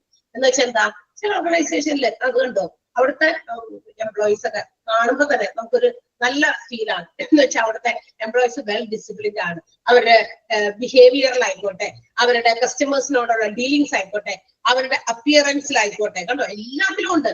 ഡിസിപ്ലിൻ കീപ്പ് ചെയ്യേണ്ടത് നമ്മളുടെ സംസാരത്തിൽ മാത്രമല്ല, നമ്മളുടെ ഡ്രസ്സിങ്ങില്, പൊളൈറ്റ്നെസ്, കസ്റ്റമേഴ്സിനെ ഡീൽ ചെയ്യുന്ന രീതിയില്, അല്ലെ, അവരോട് സംസാരിക്കുന്ന രീതി, ഓൾ ദിസ് എല്ലാം കൂടി നമുക്ക് ഒരുമിച്ചാണ് ഒരു ഡിസിപ്ലിൻ എന്ന് പറയാം. അപ്പൊ അങ്ങനെ വരുമ്പോ ആൾക്കാർ പുറത്തുനിന്ന് നോക്കുന്നവർക്ക് മനസ്സിലാവും, കണ്ടോ അവിടുത്തെ എംപ്ലോയീസ് ഒക്കെ വളരെ ഡിസിപ്ലിൻഡ് ആണ്. അപ്പൊ എന്താണ്, എനിക്കും അവിടെ ഒരു ജോലി കിട്ടിയിരുന്നെങ്കിൽ കണ്ട, അങ്ങനെ മോർ ആൾക്കാരെ ഇതിലേക്ക് ആകർഷിക്കാനുള്ള ഒരു കഴിവ് കൂടി എന്തിനുണ്ട്, അത്തരം ഓർഗനൈസേഷൻ ഉണ്ട്. എത്തരം ഓർഗനൈസേഷന് in which the employees are disciplined, നല്ല നല്ല എംപ്ലോയീസ്, നല്ല ഡിസിപ്ലിൻഡ് ആയിട്ടുള്ള എംപ്ലോയീസ് ഉണ്ടെങ്കിൽ. ക്ലിയർ, മനസ്സിലായോ? ക്ലിയർ ആണല്ലോ അല്ലെ? ഓക്കെ. സോ ഇവിടെ നിങ്ങൾക്ക് ഒരു അണ്ടർലൈൻ ചെയ്യേണ്ട സെന്റൻസ് പറയാം. It is very general philosophy, ഒരു പൊതു തത്വമുണ്ടെന്ന്. എന്താണ്? With proper employee discipline policy, നല്ലൊരു എംപ്ലോയി ഡിസിപ്ലിൻ പോളിസി ഉണ്ടെങ്കിൽ അതെന്ത് ചെയ്യും? Not only holds its employees for a longer period, not only but also. കേട്ടോ, പണ്ട് ചെറിയ ക്ലാസ്സിലൊക്കെ പഠിച്ചല്ലേ നമ്മള്? അത് വെച്ചിട്ടാണ് സെന്റൻസ് രണ്ടും കൂടി കമ്പൈൻ ചെയ്തിരിക്കുന്നത്. അവിടെയുള്ള എംപ്ലോയീസിനെ കുറെ ദീർഘകാലത്തേക്ക് ഹോൾഡ് ചെയ്യുക എന്നുള്ളത് മാത്രമല്ല ചെയ്യുക, അത് കൂടുതൽ യങ് ബ്ലഡ്സിനെ പുറത്തുനിന്ന് അട്രാക്ട് ചെയ്യുകയും ചെയ്യുന്നു. അപ്പൊ ഡിസിപ്ലിൻഡ് ആണ്. അല്ലെങ്കിൽ ചില ഓർഗനൈസേഷൻ നോക്കിയിട്ട് അവിടുത്തെ എംപ്ലോയീസ് കണ്ടാ ഒരു എന്താ പറയാ, മനുഷ്യപ്പറ്റില്ല, കസ്റ്റമേഴ്സിനെ ഡീൽ ചെയ്യുന്നതിൽ അവർക്ക് നല്ല രീതിയിൽ അറിയില്ല. ചിലപ്പോഴൊക്കെ മിക്കവാറും ടെക്സ്റ്റൈൽ ഷോപ്സിലൊക്കെയാണ് ചിലയിടത്തൊക്കെ ചെന്ന് കഴിയുമ്പോഴേ ഏതാണ്ട് നമ്മള് പൈസ കൊടുത്ത് നമ്മള് ചൂസ് ചെയ്യുന്ന സാധനങ്ങൾ വാങ്ങിക്കാനാണ് നമ്മൾ ടെക്സ്റ്റൈൽ ഷോപ്പിൽ പോവുക. ചിലയിടത്ത് ചെന്ന് കഴിയുമ്പോ അവരുടെ ഇഷ്ടത്തിന് നമ്മൾ തുണി എടുത്തിട്ട് പറഞ്ഞു. അങ്ങനത്തെ ഉണ്ടോ? നിങ്ങളുടെ നാട്ടിൽ അങ്ങനെയൊക്കെ ഉണ്ടോ? ഞങ്ങളുടെ നാട്ടിലൊക്കെ ചിലയിടത്തൊക്കെ അങ്ങനെ ഉണ്ട്, കാണാറുണ്ട് അല്ലെ? അതായത് അവർക്ക് ഭയങ്കര മടിയാ. കാരണം ഈ സാധനമൊക്കെ ഇങ്ങനെ എടുത്തിട്ട് കഴിഞ്ഞാൽ ഒരു മനുഷ്യന്മാരുടെ സ്വഭാവം അനുസരിച്ച് അവര് നമ്മളിങ്ങനെ ചോദിക്കും. നമ്മൾക്ക് കുറെ ഫാക്ടേഴ്സ് ഉണ്ട് ഇതിന്ന് പറഞ്ഞാൽ ചൂസ് ചെയ്ത് പോരാൻ കാണാറുണ്ട്. പിന്നെ പ്രൈസ്, പിന്നെന്താ ഭംഗി, ആൾക്കാരുടെ ഹായ്, ഫാഷൻ, ഒരുപാട് ഫാക്ടേഴ്സ് ചേർന്നിട്ടാണ് നമ്മൾ ഒരു വസ്തു പർച്ചേസ് ചെയ്യുന്നത്. ഈ മോസ്റ്റ് പ്രോബബ്ലി ഈ ഇതാണ് നമ്മുടെ ടെക്സ്റ്റൈൽ ഡ്രസ് ഒക്കെ വാങ്ങിക്കുമ്പോഴാണ് നമ്മൾ അത് കൂടുതൽ അങ്ങനെ അതൊക്കെ നോക്കുന്നത്. അപ്പൊ ഇതെല്ലാം ചേർന്ന് ഒത്തുവരുന്ന ഒരു സാധനമാണ് നമ്മൾ പർച്ചേസ് ചെയ്ത് പിക്ക് ചെയ്ത് പോരുക. അപ്പൊ നമ്മൾ ആ റാക്കിനകത്തിരിക്കുന്ന സമയത്ത് നമുക്ക് ഇവിടെ കിടക്കുന്നതല്ല അതിനകത്തിരിക്കുന്ന നല്ലത് തോന്നും. അപ്പൊ അതെടുത്ത് ഇപ്പുറത്തുനിന്ന് എടുത്തേ അപ്പുറത്തുനിന്ന് എല്ലാം വലിച്ചു വാരിയിടും. എന്നിട്ട് എന്ത് ചെയ്യും? ഏറ്റവും ആദ്യം എടുത്തത് ഏറ്റവും അടിയിൽ പോയിട്ടുണ്ടാവുമ്പോഴേക്കും മുകളിലേക്ക് വന്ന് ഇങ്ങനെ മല പോലെ വീണിട്ടുണ്ടാവും. എന്നിട്ട് എന്ത് ചെയ്യും? ഏറ്റവും ആദ്യം എടുത്തില്ലേ, അവിടെ എടുത്തിട്ടില്ലേ, ഒന്നോ രണ്ടോ ഒക്കെ അതിന്റെ അടിയിൽ നിന്ന് വെച്ചിട്ട് ഇത് എത്തി മതി. കാരണം അത് മനുഷ്യ സഹജമാണ്, മനുഷ്യന്റെ ഒരു സ്വഭാവമാണത്. അത് അങ്ങനെയാണ്. അവിടെ ഇരിക്കുമ്പോൾ അതൊക്കെ നല്ലതായിട്ട് തോന്നും. എന്നിട്ട് ഇത് മുഴുവനും ഇങ്ങനെ വലിച്ചിരിക്കും. എന്നിട്ട് ഏറ്റവും ആദ്യം പർച്ചേസ് ചെയ്യാൻ വേണ്ടി ഇങ്ങനെ എടുത്ത് കാണിച്ചില്ലേ, ഡിസ്പ്ലേ ചെയ്തില്ലേ, അതില് ഒന്ന് രണ്ടെണ്ണൊക്കെ ഏറ്റവും അടിയിൽ പോയിട്ട് അതിൽ നിന്ന് എന്നിട്ട് ആണ്ട് വലിച്ച് പറിച്ചൊക്കെ എടുത്ത് ഇനി മതിയിട്ടാ ഓക്കെ. എന്നിട്ട് എന്ത് ചെയ്യും? ഇത് മുഴുവനും റീപ്ലേസ് ചെയ്യാൻ അവിടേക്ക് തിരിച്ച് മടക്കി ഇവർ വെക്കണം. അതൊക്കെ കുറെ മനസ്സിലാക്കി ആര്? നമ്മളുടെ ഈ സെയിൽസ് ഗേൾസോ സെയിൽസ് ബോയ്സോ ഒക്കെ. അപ്പൊ അവരെന്ത് ചെയ്യുന്ന അറിയോ? ഇതാണുള്ളത്, ഇത് ഇപ്പോഴത്തെ ട്രെൻഡ് അല്ലേ, ഇതിന് പ്രൈസും വളരെ ബഡ്ജറ്റ് ഫ്രണ്ട്ലി ആണ്, ഇതാണ് ഇപ്പോഴത്തെ, ഇത് മോൾക്ക് നന്നായി ചേരും, മോന് നന്നായി ചേരും എന്നൊക്കെ പറഞ്ഞ് നമ്മളെ അങ്ങോട്ട് സൂപ്പിട്ട് അവര് ഇതാക്കും അല്ലെ. എന്നിട്ട് അവരുടെ ഇഷ്ടത്തോടെ മേടിച്ചുകൊണ്ട് പോരേണ്ട അവസ്ഥയിലേക്ക് പോകും. പക്ഷെ നമ്മൾ സമ്മതിക്കോ? ഇല്ല, നമ്മൾ കൊടുക്കുന്നത് കാശാണല്ലോ. അപ്പൊ അങ്ങനെയാണ്. അപ്പൊ അതായത് നമ്മൾ ഇറിറ്റേറ്റ് ചെയ്യും. നമുക്ക് ദേഷ്യം കയറും. നമ്മൾ ചോദിച്ച സാധനമല്ലേ അവർക്ക് തരണ്ടേ, കണ്ടോ? അപ്പൊ ഇതൊക്കെ നമ്മൾ ചിലപ്പോഴൊക്കെ ചിലരെ എന്ത് ചെയ്യുന്നറിയോ, അവിടെ മാനേജേഴ്സ് ആരെങ്കിലൊക്കെ ഇരിക്കുന്നുണ്ടെങ്കിൽ അവരോട് കംപ്ലൈന്റ് ചെയ്തിട്ടൊക്കെ പോലും അത് എടുത്തിട്ട് കാണിച്ചിട്ടില്ല, അല്ലെങ്കിൽ അത് നിങ്ങൾ ഇതല്ലേ വിൽക്കാൻ വെച്ചിരിക്കുന്നത്, അപ്പൊ അവരുടെ ഒരു കസ്റ്റമേഴ്സിനോടുള്ള ആ ഒരു സർവീസ് നോട്ട് ഗുഡ് എന്നൊക്കെ പറഞ്ഞൊക്കെ ചിലപ്പോൾ കംപ്ലൈന്റ് ഒക്കെ ചെയ്യാറുണ്ട്. അല്ലെങ്കിൽ ഇപ്പൊ ചില ഓർഗനൈസേഷൻസിൽ ഫ്രണ്ടില് എൻട്രൻസിന്റെ സ്ഥലത്ത് ചില ബുക്കൊക്കെ വെച്ചിട്ടുണ്ട്. നമ്മുടെ എക്സ്പീരിയൻസ് നമുക്ക് വേണമെങ്കിൽ റിപ്പോർട്ട് പോലെ നോട്ട് ചെയ്ത് വെച്ചിട്ട് പോരാം.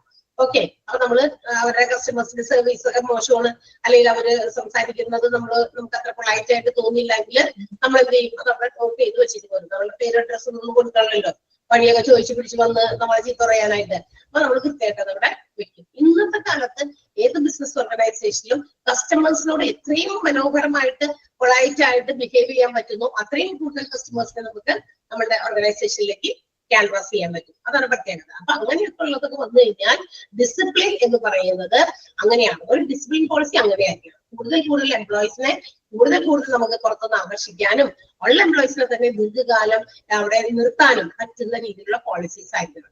അപ്പൊ കൂടുതൽ ആൾക്കാർ അവിടേക്ക് വരും. മനസ്സിലായോ? ക്ലിയർ ആയോ? So these are the importance of discipline in our organization.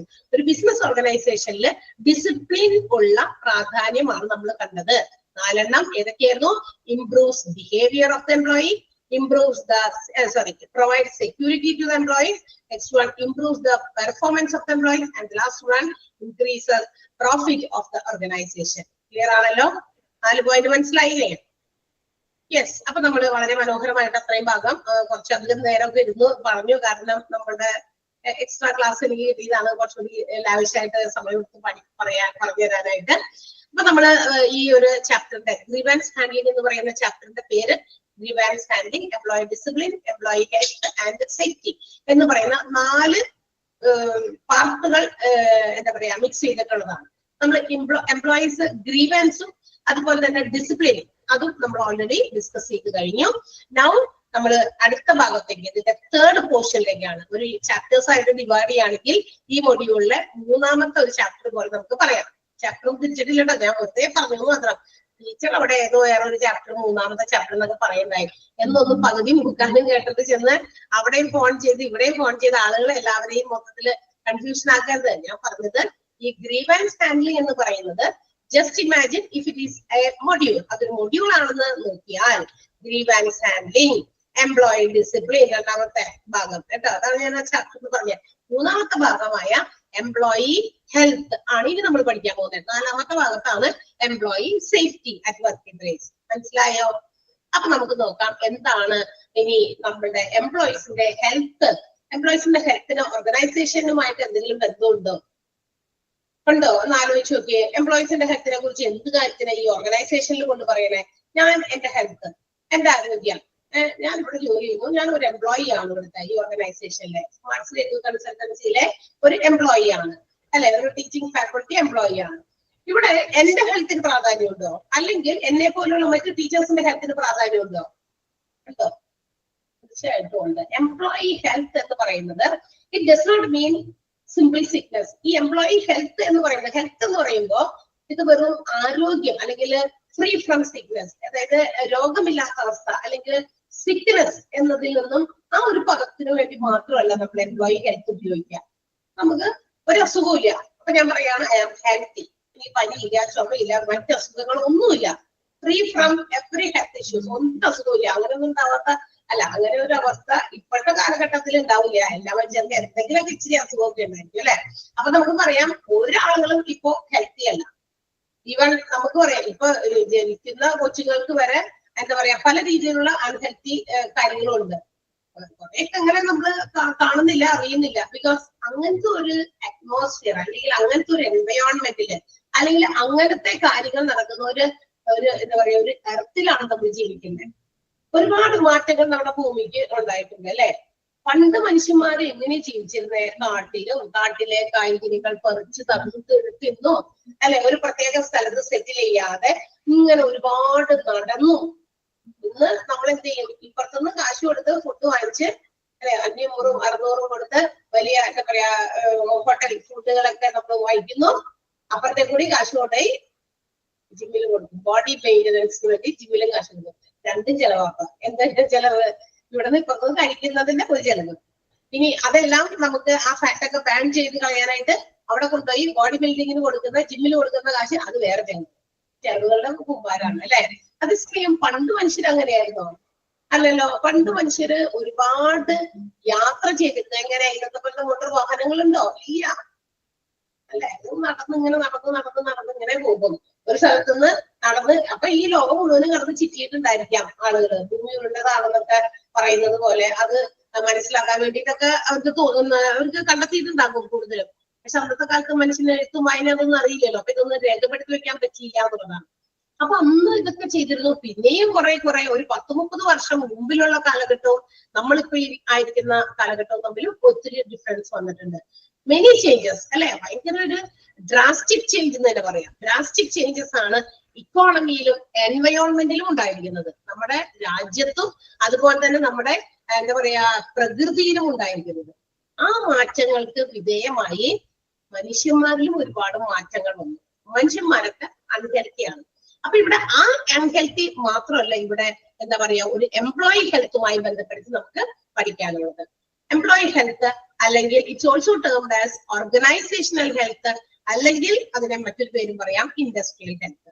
എംപ്ലോയിയുടെ health എന്ന് പറയുന്നത് is equal to organisation health or it is equal to industrial health. അതെന്താ അങ്ങനെ? ഇവിടെ ഇപ്പൊ നമ്മള് ഓരോ ബിസിനസ് ഓർഗനൈസേഷനും we can see large number of employees working അല്ലെ, ഒരുപാട് ആൾക്കാർ ജോലി ചെയ്യുന്നത്. ഓരോ ബിസിനസ് ഓർഗനൈസേഷൻ നമ്മൾ നോക്കുക, ഒരു ടെക്സ്റ്റൈൽ ഷോപ്പ് നോക്കുക, ഒരു ഫുഡ് വെയർ ഷോപ്പ് നോക്കുക, എന്താ പറയാ മറ്റേതെങ്കിലും തരത്തിലുള്ള എന്താ പറയാ ഗോൾഡ് എന്താ പറയാ ജ്വല്ലറീസ് നോക്കുക, നമ്മളിപ്പോ ഒരു സൂപ്പർ മാർക്കറ്റ് നോക്കുക, സപ്ലൈകോ സൂപ്പർ മാർക്കറ്റ്സ്, അങ്ങനെ ഒരുപാട് ബിസിനസ് സ്ഥാപനങ്ങളുണ്ട്. ഇവിടെയൊക്കെ ഒരുപാട് എംപ്ലോയീസ് ജോലി ചെയ്യുന്നുണ്ട് അല്ലെ. ഇവിടുത്തെ എംപ്ലോയീസിന്റെ അവിടെ എന്താ പറയാ ഏതെങ്കിലും തരത്തില് എന്തെങ്കിലും ഒരു അസുഖം ഒന്ന് സ്പ്രെഡ് ചെയ്തു എന്നൊന്ന് വിചാരിക്കാം, എന്താ സംഭവിക്കുക? അവിടത്തെ ഒരാൾക്ക് വന്നു, അത് ചിലപ്പോ അത്ര കാര്യമാക്കിയൊന്നും ആരും പരിഗണിച്ചില്ല.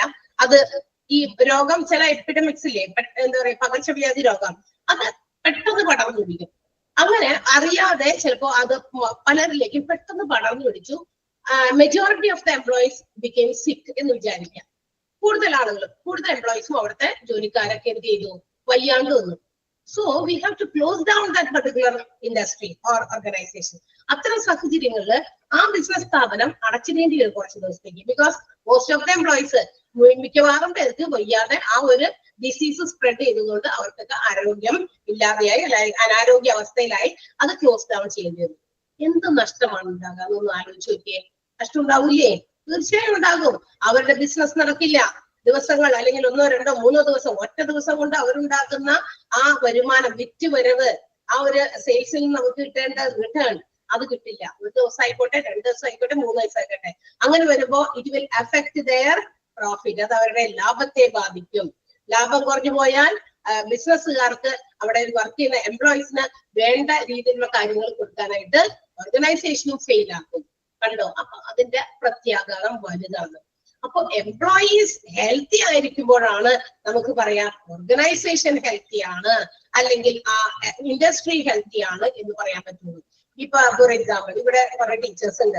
ഇനിയിപ്പോ ചൂടും കാലഘട്ടവും ഒക്കെ വരികയാണ് അല്ലെ, വരൾച്ച, തൊണ്ടൊക്കെ ഈ ഒച്ചപ്പാടൊക്കെ എടുത്ത് പഠിപ്പിച്ചൊക്കെ കഴിയുമ്പോ എന്താ പറയാ ഒരു അങ്ങനത്തെ ഒരു അവസ്ഥയിലേക്കാണ്. അറ്റ്മോസ്ഫിയർ ഒക്കെ ഭയങ്കരമായിട്ട് ചൂട് പിടിച്ച് അപ്പൊ അതിൻ്റെതായ അസുഖങ്ങളും ഒക്കെ ഇനി കുറേയൊക്കെ വരും.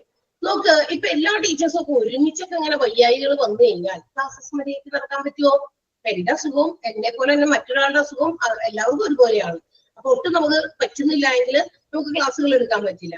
അപ്പൊ ക്ലാസ്സുകൾ നമ്മൾ എന്ത് ചെയ്യേണ്ടി വരും? ക്ലാസ് ഇല്ല എന്നുള്ള മെസ്സേജസ് കൊടുക്കേണ്ടി വരും. ക്ലാസ് ഇല്ലാത്ത മെസ്സേജ് നാളെ ക്ലാസ് ഇല്ലെന്നൊന്നും അല്ലാണ്ട് പറ്റാം. സാഹചര്യം കുഴപ്പമില്ല. ഓക്കെ, ചിലർ ഈ റെക്കോർഡഡ് ക്ലാസ് കാണുന്നവരിങ്ങനെ സ്കിപ്പ് ചെയ്ത് കാണും. ചിലതൊക്കെ വിട്ടു, അപ്പൊ ക്ലാസ് ഇല്ല എന്നൊക്കെ അവിടെ എന്തോ പറയുന്നത് കേട്ടെന്നൊക്കെ പറയേ. ഓക്കെ, അപ്പൊ എന്ത് ചെയ്യും? ഇത്തരം സാഹചര്യങ്ങളിൽ നമുക്ക് ക്ലാസ്സുകൾ കൊടുക്കാൻ പറ്റില്ല. അപ്പൊ എന്ത് പറ്റും? അത് നമ്മളുടെ ക്ലാസ്സസ് ഒക്കെ കൊടുക്കാണ്ട് അവിടെ ക്ലാസ് ഒന്നും നടക്കുന്നില്ല മര്യാദയ്ക്ക്. അങ്ങനെയുള്ള ചില ഒരു റൂമേഴ്സ് ഒക്കെ കുട്ടികൾക്ക് അത് ഇഷ്ടാവില്ല. ബിക്കോസ് അത് അവരുടെ കോഴ്സാണ്, അവർക്കത് വിതിൻ ടൈം കംപ്ലീറ്റ് ചെയ്യണം. അവര് ഇൻവെസ്റ്റ് ചെയ്തിരിക്കുന്ന അവരുടെ ഫീസും മറ്റു കാര്യങ്ങളൊക്കെ അവർക്ക് അവരുടേതായ ബോധറിംഗ് ഉണ്ട്. അവര് ഇൻവെസ്റ്റ് ചെയ്തിരിക്കുന്ന എമൗണ്ടിലും മറ്റു കാര്യങ്ങൾക്കും. സോ നമ്മൾ അറിഞ്ഞുകൊണ്ടല്ല, പക്ഷെ അങ്ങനെ വരുമ്പോൾ ഒരുപാട് ക്ലാസ്സസ് നമുക്ക് എന്താ പറയാ എടുക്കാൻ പറ്റാതെ പോകുന്നു. അത് നമ്മുടെ ഇൻസ്റ്റിറ്റ്യൂഷനെ, നമ്മുടെ ഓർഗനൈസേഷനെ അഫക്ട് ചെയ്യും. അഡ്വേഴ്സ്ലി, ബാഡ്ലി അത് അഫക്ട് ചെയ്യും. അപ്പൊ ഒരു ഓർഗനൈസേഷൻ ഹെൽത്തി ആവണമെങ്കിൽ അവിടുത്തെ എല്ലാ എംപ്ലോയീസും ഹെൽത്തി ആയിരിക്കണം. അതുകൊണ്ടാണ് എംപ്ലോയീസ് ഹെൽത്ത് എന്ന് പറയുന്നത് ഇൻഡസ്ട്രിയൽ ഹെൽത്ത് എന്നും അതുപോലെ തന്നെ ഓർഗനൈസേഷണൽ ഹെൽത്ത് എന്ന് വിളിക്കുക. ആൻഡ് ഈ പറയുന്ന ഓർഗനൈസേഷൻ ഹെൽത്ത് അല്ലെങ്കിൽ ഇൻഡസ്ട്രിയൽ ഹെൽത്ത് എന്ന് പറയുന്നത് എന്താണ്? It is the people's fitness. ഒരു എംപ്ലോയിയുടെ ഫിറ്റ്നസ് ആണ്. എന്തിനു വേണ്ടിയിട്ട്?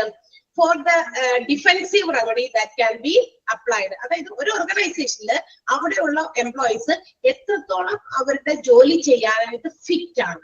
ഇനി ഏതെങ്കിലും തരത്തിലുള്ള എന്തെങ്കിലും അഡ്വേഴ്സ് ആയിട്ടുള്ള കാര്യങ്ങൾ വന്നാൽ അതിനെ നമ്മളെങ്ങനെ ഡിഫെൻഡ് ചെയ്ത് നമ്മുടെ ജോലി ചെയ്യുന്നു. അതാണ് എംപ്ലോയിയുടെ ആരോഗ്യം, ഓർഗനൈസേഷന്റെ ആരോഗ്യം എന്ന് പറയുന്നത്. ക്ലിയർ ആയോ? ആ ഫസ്റ്റ് സെന്റൻസ് മനസ്സിലായോ? ഒന്ന് രണ്ട് സെന്റൻസ് ഉള്ളു ഫസ്റ്റ് പാരഗ്രാഫില്. ക്ലിയർ ആണോ?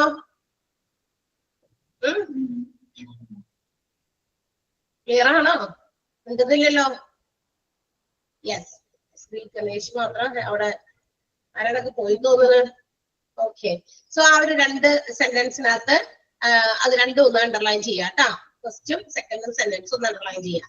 Health is a constitutive and constructive and active concept and does not simply mean sickness. Health എന്ന് പറയുന്നത് ഒരു ആക്റ്റീവ് കൺസെപ്റ്റ് ആണ്, അല്ലെങ്കിൽ ഒരു കൺസ്ട്രക്റ്റീവ് ആയിട്ടുള്ള ഒരു കൺസെപ്റ്റ് ആണ്. അത് വെറുതെ ഒരു സിക്നസ് എന്നത് മാത്രമല്ല അതുകൊണ്ട് അർത്ഥമാക്കുന്നത്. പിന്നെന്താ, ഒരു പീപ്പിൾസ് ഫിറ്റ്നസ് ആണ് ടു എ പർട്ടിക്കുലർ ജോബ്. ഒരു ജോലി ചെയ്യാനുള്ള അവന്റെ ഫിറ്റ്നസ്, അല്ലെങ്കിൽ അതിനെ ആ ജോലി ചെയ്യുമ്പോൾ അവർക്ക് ഉണ്ടാകുന്ന പ്രോബ്ലംസിനെ ഡിഫെൻഡ് ചെയ്യാനുള്ള അവന്റെ കഴിവ്. ഈ അവസ്ഥയിൽ ഞാൻ എന്ത് ജോലി ചെയ്യും, കണ്ടോ? അങ്ങനെയുള്ള ഒരു ആറ്റിറ്റ്യൂഡ്, അതാണ് ഹെൽത്ത് എന്ന് പറയുന്നത്, അല്ലെങ്കിൽ ഓർഗനൈസേഷൻ ഹെൽത്ത് എന്ന് പറയുന്നത്. Okay, what is the aim of organisation health? അപ്പൊ ഇങ്ങനെയാണെങ്കിൽ ഒരു ഓർഗനൈസേഷൻ എപ്പോഴും ഹെൽത്തി ആകണമെങ്കിൽ എംപ്ലോയീസ് ഹെൽത്തി ആയിരിക്കും. എന്താണ് ഓർഗനൈസേഷൻ ഹെൽത്തിന്റെ പ്രധാനപ്പെട്ട എയിം എന്ന് പറയുന്നത്?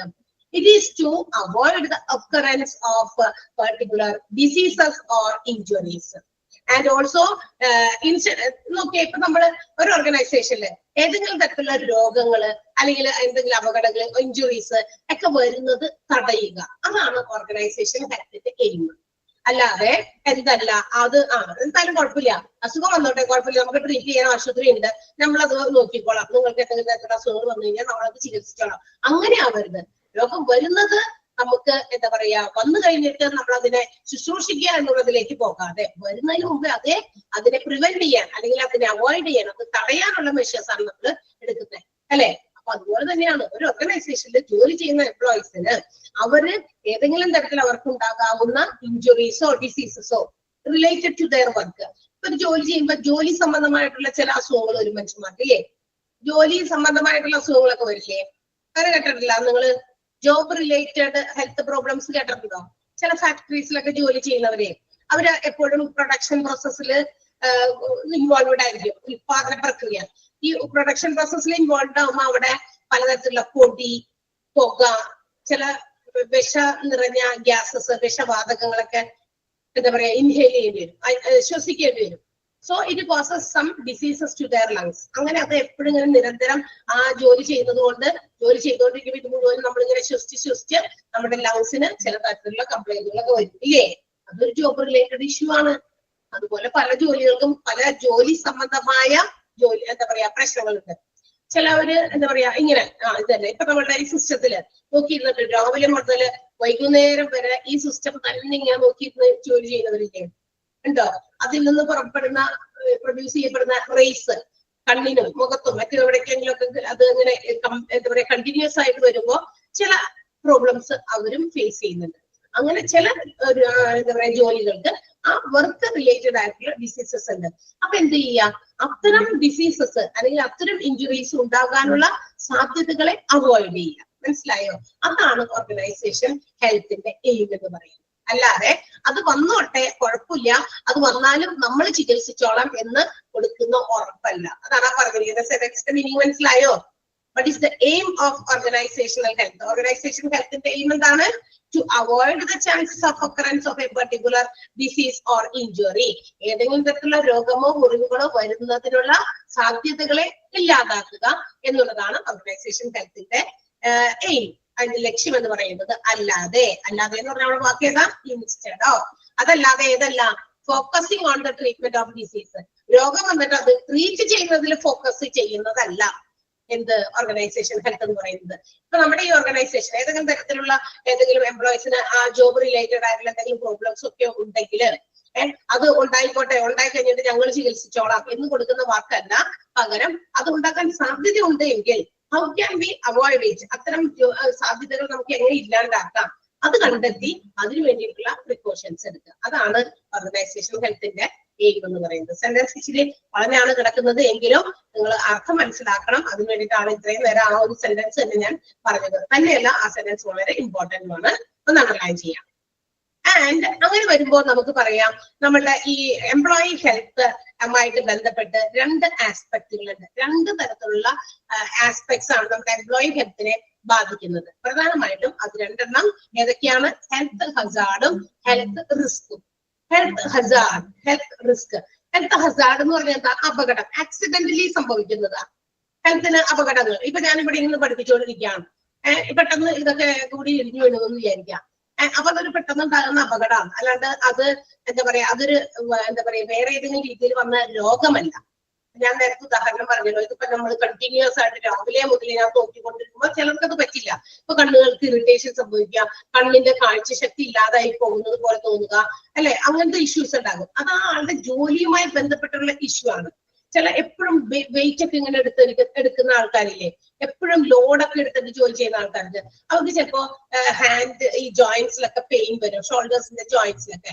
അപ്പൊ നമ്മള് കുറെ കഴിയുമ്പോ പെയിനൊക്കെ കുറെ പെയിൻ കില്ലേഴ്സ് ഒക്കെ നോക്കി പറ്റുള്ള കുറെ കഴിഞ്ഞപ്പോൾ നമ്മൾ ഹോസ്പിറ്റലിൽ പോയി. അപ്പോഴറിയുന്ന തേയ്മാനം, അല്ലെ? ആ തേയ്മാനൊക്കെ ഇത് എപ്പോഴും ഈ ജോലി ചെയ്തത് കൊണ്ടാണ് ഈ തേയ്മാനം വന്നത്, മനസ്സിലായോ?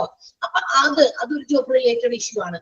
അതൊക്കെ ഹെൽത്ത് റിസ്കിൽ വരും. അത് ആരോഗ്യം നമ്മൾ ചെയ്യുന്ന ജോലിയുമായി ബന്ധപ്പെട്ടുണ്ടാകാവുന്ന രോഗങ്ങളാണ്. അതുകൊണ്ട് അത് ഹെൽത്ത് റിസ്ക് എന്നും.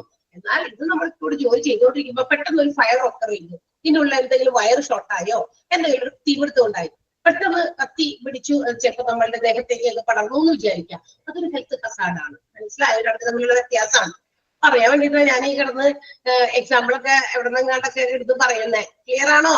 യെസ്. അപ്പൊ അത് തമ്മിലുള്ള ഡിഫറൻസ് നമ്മൾ മനസ്സിലാക്കണം. അപ്പൊ അതാണ് ഹെൽത്ത് ഹസാർഡും ഉണ്ട്, ഹെൽത്ത് റിസ്കും ഉണ്ട്. ഒരു ഓർഗനൈസേഷനിൽ വർക്ക് ചെയ്യുന്ന എംപ്ലോയീസിന് ഹെൽത്ത് ഹസാർഡ്സും ഉണ്ടാകാം, മേ ബി ഉണ്ടാകാം എന്നേ പറഞ്ഞുള്ളൂ, ഉണ്ടാകും എന്ന് ഞാൻ പറഞ്ഞില്ല. അത് ഒക്കറൻസിന് ചാൻസ് ഉണ്ട്. ഹെൽത്ത് ഹസാർഡ്സും ഉണ്ടാകാം, ഹെൽത്ത് റിസ്ക്സും ഉണ്ടാകാം. ഇതിനകത്ത് പ്രത്യേകത എന്താണെന്നറിയോ? ഈ ഹെൽത്ത് ഹസാർഡ്സ് എന്ന് പറയുന്നത് can be seen in every organization and also it cannot be prevented or minimized. Health ഹസാർഡുകൾ മിക്കവാറും എല്ലാ ഓർഗനൈസേഷനിലും ഉണ്ടാകാൻ സാധ്യതകളുണ്ട്. കൂടാതെ ഇത് നമുക്ക് പ്രിവെന്റ് ചെയ്യാൻ പറ്റില്ല, അല്ലെങ്കിൽ ഇത് ഉണ്ടാകാനുള്ള സാധ്യതയെ കുറയ്ക്കാനും നമുക്ക് പറ്റില്ല. ഹെൽത്ത് ഹസാർഡിന് അങ്ങനെയുള്ള കുഴപ്പമുണ്ട്. ഇത് പിടിഞ്ഞു ഒളിഞ്ഞു വീഴുമെന്ന് 2 ദിവസം മുമ്പേ നമുക്ക് വാർണിംഗ് തന്നിട്ടാണോ വീഴുന്നേ? ആണോ? അല്ല, അല്ലെ? ഇത് നമ്മളിവിടെ ജോലി ചെയ്തുകൊണ്ടിരിക്കുന്നു, പക്ഷെ നമ്മൾ ആസ് യൂഷ്വൽ എല്ലാ ദിവസവും വന്ന് ജോലി ചെയ്യുന്ന പോലെ ചെയ്യുന്നു. ഏതെങ്കിലും തരത്തില് പെട്ടെന്നുണ്ടാകുന്ന ഏതെങ്കിലും എന്താ പറയാ ചില കാര്യങ്ങൾ കൊണ്ട് ചില അപകടങ്ങൾ സംഭവിക്കും. അത് ചിലപ്പോൾ വാർണിങ്ങോടുകൂടി ഒന്നും ആയിരിക്കില്ല സംഭവിക്കാം. അപ്പൊ അതുകൊണ്ട് ഒരു അപകടം ഉണ്ടായി, അതൊരു ഹെൽത്ത് ഹസാർഡാണ്. നമുക്ക് പ്രിവെന്റ് ചെയ്യാൻ പറ്റില്ല. അത് ഇന്ന സമയത്ത് വീഴും, അതുകൊണ്ട് താങ്ങാൻ നിന്നോ പറ്റില്ല, നമുക്ക് തടയാൻ പറ്റുന്നതല്ല. ബട്ട് ഹെൽത്ത് റിസ്ക് എന്ന് പറയുന്നത് it can be minimized or even prevented. Health റിസ്കുകളെ നമുക്ക് എന്ത് ചെയ്യാം? പരമാവധി കുറയ്ക്കാനോ അല്ലെങ്കിൽ ചിലപ്പോൾ വേണമെങ്കിൽ തടയാനോ സാധിക്കും എന്നുള്ളതാണ്. അപ്പൊ ഈ 2 ആസ്പെക്റ്റിലും തമ്മിലുള്ള വ്യത്യാസം ഇതാ. ഹെൽത്ത് ഹസാർഡ്സും ഉണ്ട്, ഹെൽത്ത് റിസ്കും ഉണ്ട്. ഏതില്? എംപ്ലോയീസിന് ഒരു ഓർഗനൈസേഷനിൽ ഹെൽത്തുമായിട്ട് ബന്ധപ്പെട്ട്. And they are health Hazard and health risk. Health hazards can be seen in every organization, but it cannot be minimized or prevented. Health hazards എല്ലാ ഓർഗനൈസേഷനിലും ഉണ്ടാകാൻ സാധ്യതകളുണ്ട്, പക്ഷെ അതിനെ പ്രിവെന്റ് ചെയ്യാനോ മിനിമൈസ് ചെയ്യാനോ നമുക്ക് പറ്റില്ല. പക്ഷെ നമ്മളുടെ ഹെൽത്ത് റിസ്കുകളെ നമുക്ക് എന്ത് ചെയ്യാം? മിനിമൈസ് ചെയ്യാം. എങ്ങനെ ഹെൽത്ത് റിസ്ക് മിനിമൈസ് ചെയ്യാം? ഇപ്പൊ ഞാൻ നേരത്തെ പറഞ്ഞല്ലോ, ഫാക്ടറീസിലൊക്കെ ജോലി ചെയ്യുന്ന ആൾക്കാര് അവിടെ ഒരുപാട് വിഷവാതകങ്ങൾ പ്രൊഡ്യൂസ് ചെയ്യപ്പെടുന്നുണ്ട്. അവിടെ പ്രൊഡക്ഷൻ യൂണിറ്റില് പ്രൊഡക്ഷൻ നടക്കുമ്പോൾ കുറെ പുകയും പൊടി ഇതൊക്കെ വരും. അപ്പൊ ഇതിനെയൊക്കെ നമ്മൾ എന്ത് ചെയ്യണം? കൺട്രോൾ ചെയ്യണം. ഇങ്ങനെ വരാൻ എന്താ പറയാ പുറത്തേക്ക് വരുന്ന ഇത്തരം പൊടിയെ, അതുപോലെ തന്നെ ഇത്തരം വിഷവാതകങ്ങളെയൊക്കെ കൺട്രോൾ ചെയ്യാൻ, അല്ലെങ്കിൽ അത് എമിറ്റ് ചെയ്യുമ്പോൾ അത് പുറത്തേക്ക് വരുമ്പോൾ അത്തരം പുകയും മറ്റുമൊക്കെ ഡിസ്പോസ് ചെയ്യാൻ, അതിനെ നമുക്ക് എങ്ങനെ ഇല്ലാണ്ടാക്കി കളയാൻ പറ്റും, അത് കൂടുതൽ എംപ്ലോയീസ് ശ്വസിക്കാതിരിക്കാൻ പറ്റാത്ത രീതിയിൽ എങ്ങനെ നമുക്ക് കാര്യങ്ങൾ ചെയ്യാം, അതുപോലുള്ള ആക്ഷൻസ് എടുക്കാം. അതുപോലുള്ള കാര്യങ്ങൾ പുതിയ പുതിയ പ്രോജക്റ്റുകളൊക്കെ കൊണ്ടുവരാം. എങ്ങനെ നമുക്ക് അത് ഇല്ലാണ്ടാക്കാം? കണ്ടോ? അങ്ങനെ സേഫ്റ്റി മെഷേഴ്സ് എടുക്കാം, അല്ലെ? ആ രോഗം, അതുമായി ബന്ധപ്പെട്ട രോഗം വരാൻ സാധ്യതയുള്ള സാഹചര്യങ്ങളെ ഒഴിവാക്കാൻ വേണ്ടി നമുക്ക് ചില സേഫ്റ്റി പ്രിക്കോഷൻസ്, അല്ലെ, നമ്മുടെ ആരോഗ്യത്തെ സംരക്ഷിക്കാനുള്ള ചില പ്രിക്കോഷൻസ് നമുക്ക് എടുക്കാൻ സാധിക്കും. ആണല്ലോ, നമ്മൾ കൊറോണയൊക്കെ കഴിഞ്ഞു.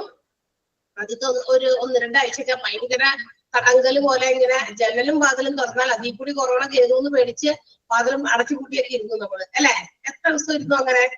എവിടെ എങ്ങാണ്ടൊക്കെ ഇത് വന്നിട്ടുണ്ട് എന്ന് ന്യൂസിലൂടെയും മറ്റൊക്കെ അറിഞ്ഞു.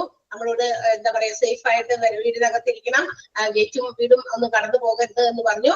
ഒത്തിരി പേടിയില്ലായിരുന്നു ആദ്യം അവിടെ ഇറങ്ങിയപ്പോ തന്നെ കൊറോണയെ. അപ്പൊ നമ്മൾ എന്ത് ചെയ്തു, ജനലിന്റെ ഒരു പാളിയായിട്ട് ഒരു ഇങ്ങനെ ഒന്ന് തുറന്നിട്ട് പുറത്തെന്തെങ്കിലും നടക്കണ്ടോന്ന് പോലും നോക്കാൻ നമ്മള് തുന്നിയില്ല. ഒരു 2-3 ആഴ്ചയൊക്കെ അങ്ങനെയായിരുന്നു. കുറച്ച് കഴിഞ്ഞപ്പോ എന്താ പറയാ, ഒരു 2-3 ആഴ്ചയൊക്കെ കഴിഞ്ഞപ്പോ ഏകദേശം വീടുകളിൽ വാങ്ങിച്ചു വെച്ചിരിക്കുന്ന സാധനങ്ങളുടെ അളവുകളൊക്കെ കുറഞ്ഞു എന്ന് ഗവൺമെന്റിനൊക്കെ തോന്നി തുടങ്ങി. മറ്റേ നിങ്ങൾക്ക് എന്തെങ്കിലുമൊക്കെ ഇനി ഭക്ഷിച്ചില്ലെങ്കിൽ നിങ്ങളൊക്കെ വല്ല ആൾക്കാർക്ക് വേറെ ഏതെങ്കിലും രീതിയിലുള്ള രോഗവും അല്ലെങ്കിൽ ഭക്ഷണം കഴിക്കാതെയുള്ള കൊച്ചുങ്ങളൊക്കെ ഉണ്ടെങ്കിൽ എന്തായാലും വന്നാലോ എന്ന് വിചാരിച്ചിട്ട് വീട്ടിൽ നിന്ന് ഒരാൾ പോയിട്ട് കടയിൽ നിന്ന് എന്തെങ്കിലുമൊക്കെ സാധനങ്ങൾ വാങ്ങിച്ചു എന്ന് പറഞ്ഞു. അപ്പൊ നമ്മൾ എന്ത് ചെയ്തു, പതുക്കെ അപ്പൊ ഒരാൾ ഇറങ്ങണമെങ്കിൽ എന്തായാലും വാതിലും ഗേറ്റ് ഒക്കെ തുറക്കണം, എന്തായാലും ഇറങ്ങി. അപ്പൊ പിന്നെ എന്ത് ചെയ്തു, ഒരാൾ പോയി എന്നുള്ളത് കൂടെ പോകുന്ന ആളായി, പിന്നെ ഒട്ടും തിരക്കാത്ത എന്താ പറയാ, വീടിനകത്തിരിക്കാത്ത അവസ്ഥയായി. എല്ലാം ഇങ്ങനെ റൂട്ടിൽ തന്നെ. ഓക്കെ, ഇതെന്ത് അപ്പൊ ഇങ്ങനെ വന്നു കഴിഞ്ഞപ്പോ നമുക്ക് ജോലികളൊക്കെ എല്ലാവർക്കും ചെയ്യണം, നമ്മളുടെ പഴയ സ്ഥിതിയിലേക്ക് തിരിച്ചു വരണം, ബിസിനസ്സുകാർക്ക് ബിസിനസ് നടത്തണം. അപ്പൊ ഒരു സേഫ്റ്റി മെഷേഴ്സ് എന്നതുപോലെ ഗവൺമെന്റ് ഒരു നിർബന്ധം കൊണ്ടുവന്നു. You have to wear mask, അല്ലെ? പുറത്തേക്ക് ഇറങ്ങുന്നവർ മാസ്ക് ധരിച്ചിറങ്ങുക, ഡിസ്റ്റൻസ് കീപ്പ് ചെയ്യുക, അങ്ങനെ കുറെ ഇൻസ്ട്രക്ഷൻസ് നമ്മളത് സേഫ്റ്റി പ്രിക്കോഷൻസ് ആയിട്ട് എടുത്തു, അല്ലെ? നമ്മളുടെ ആരോഗ്യത്തിന് അത് എന്താ പറയാ, അപകടം വരാൻ പാടില്ല, അല്ലെങ്കിൽ നമ്മുടെ ആരോഗ്യം ചീത്തയാകാൻ പാടില്ല എന്ന് വിചാരിച്ച് നമ്മളതൊക്കെ കൃത്യമായിട്ട് ഫോളോ ചെയ്തൊക്കെ പോയി. അതുകൊണ്ട് ഒരു പരിധി വരെ ആ രോഗം മാറുന്നത് വരെ കുറെ പേരൊക്കെ അതിൽ നിന്ന് സേഫ് ആയി. കുറെ പേരൊക്കെ, കുറച്ചു പേർക്കൊക്കെയാണ് അസുഖം വന്നുള്ളൂ, ബാക്കിയുള്ളവരെല്ലാം ഇതിൽ നിന്ന് അതിജീവിച്ചു പോകുന്നു, അല്ലെങ്കിൽ അത്തരം പ്രിക്കോഷൻസ് എടുത്തതുകൊണ്ട്. അത് തന്നെയാണ് ഓർഗനൈസേഷനിലും. They have to provide good employment conditions. ജോലി ചെയ്യുന്ന ചുറ്റുപാടുകൾ വൃത്തിയുള്ളതും എന്താ പറയാ ശുചിത്വമായിട്ടുള്ള സ്ഥലങ്ങൾ പ്രൊവൈഡ് ചെയ്ത് ജോലി ചെയ്യിപ്പിക്കുക. അതുപോലെ തന്നെ എന്തെങ്കിലും അപകട സാധ്യതയുള്ള എന്തെങ്കിലും കാര്യങ്ങളൊക്കെ ഉണ്ട്, രോഗം വരാൻ സാധ്യതയുള്ള എന്തെങ്കിലും കാര്യമൊക്കെ ഉണ്ടെങ്കിൽ അതിന് സേഫ്റ്റി പ്രിക്കോഷൻസ് എടുക്കാനായിട്ട് എംപ്ലോയീസിനെ മനസ്സിലാക്കി കൊടുക്കുക, അതിന് വേണ്ടിയിട്ടുള്ള ഗൈഡ് ലൈൻസ് പ്രൊവൈഡ് ചെയ്യുക. ലൈക്ക് ദാറ്റ് അങ്ങനെ we can minimise health risk. അങ്ങനെ എന്ത് ചെയ്യാം, ഓർഗനൈസേഷനിലെ ഹെൽത്ത് റിസ്കുകളെ എന്ത് ചെയ്യാൻ പറ്റും, കുറയ്ക്കാൻ പറ്റും, മിനിമൈസ് ചെയ്യാം. എന്നാൽ ഹസാർഡുകൾ നമുക്ക് മിനിമൈസ് ചെയ്യാനൊന്നും പറ്റില്ല എന്നാണ് പറയുക. അപ്പോ ഇൻഡസ്ട്രിയൽ, അത് മാത്രമല്ല ഇൻഡസ്ട്രിയൽ ഹെൽത്ത് പ്രോഗ്രാമുകൾ, അതായത് ആരോഗ്യ സംബന്ധമായിട്ടുള്ള വിഷയങ്ങളെ സംബന്ധിച്ച് ഹെൽത്ത് പ്രോഗ്രാമുകളൊക്കെ ഓർഗനൈസേഷനിൽ തന്നെ സംഘടിപ്പിക്കുക. അതായത് ഇന്ന ജോലി ചെയ്താൽ നിങ്ങൾക്ക് ഈ ജോലിയുമായി ബന്ധപ്പെട്ട് ഇന്ന രോഗങ്ങൾ വരാൻ സാധ്യതയുണ്ട്, സോ ആ സാധ്യതകളെ നമ്മൾ ഒഴിവാക്കാൻ നിങ്ങൾ ഇന്ന കാര്യങ്ങൾ ചെയ്യണം എന്നുള്ള ഗൈഡ് ലൈനുകളൊക്കെ കൊടുക്കുന്ന ചില പ്രോഗ്രാമുകൾ ഓർഗനൈസേഷനിൽ കണ്ടക്ട് ചെയ്യുക. അപ്പൊ അതൊക്കെ ഒരു പരിധിവരെ ഹെൽത്ത് റിസ്കുകളെ കുറയ്ക്കാൻ, ഇല്ലാതാക്കാൻ ഹെൽപ്പ് ചെയ്യും. ക്ലിയർ ആയോ? അവരെ മനസ്സിലായോ? ഒന്ന് വായിച്ചു നോക്കാമോ? അവര് according to the ILO or WHO എന്ന് പറയുന്നതിന്റെ തൊട്ട് മുന്നുള്ള ഭാഗം വരെ ഒരു കുഞ്ഞു 3 പാരഗ്രാഫ് കിടക്കുന്നുണ്ട്, അതൊന്ന് വായിച്ചു നോക്കുക. അതിന് മുമ്പ് ഇതൊന്ന് അണ്ടർലൈൻ ചെയ്തേക്കണേ. ഹൗവർ വേണ്ട, ഹൗവർ ഇല്ലാതെ ഗൈഡ് ലൈൻസ് എന്ന് വരെ ഒന്ന് അണ്ടർലൈൻ ചെയ്യാം കേട്ടോ. ലാസ്റ്റ് പാരഗ്രാഫിന്റെ ആ ഒരു ഫസ്റ്റ് സെന്റൻസ് ഹൗവർ വേണ്ട.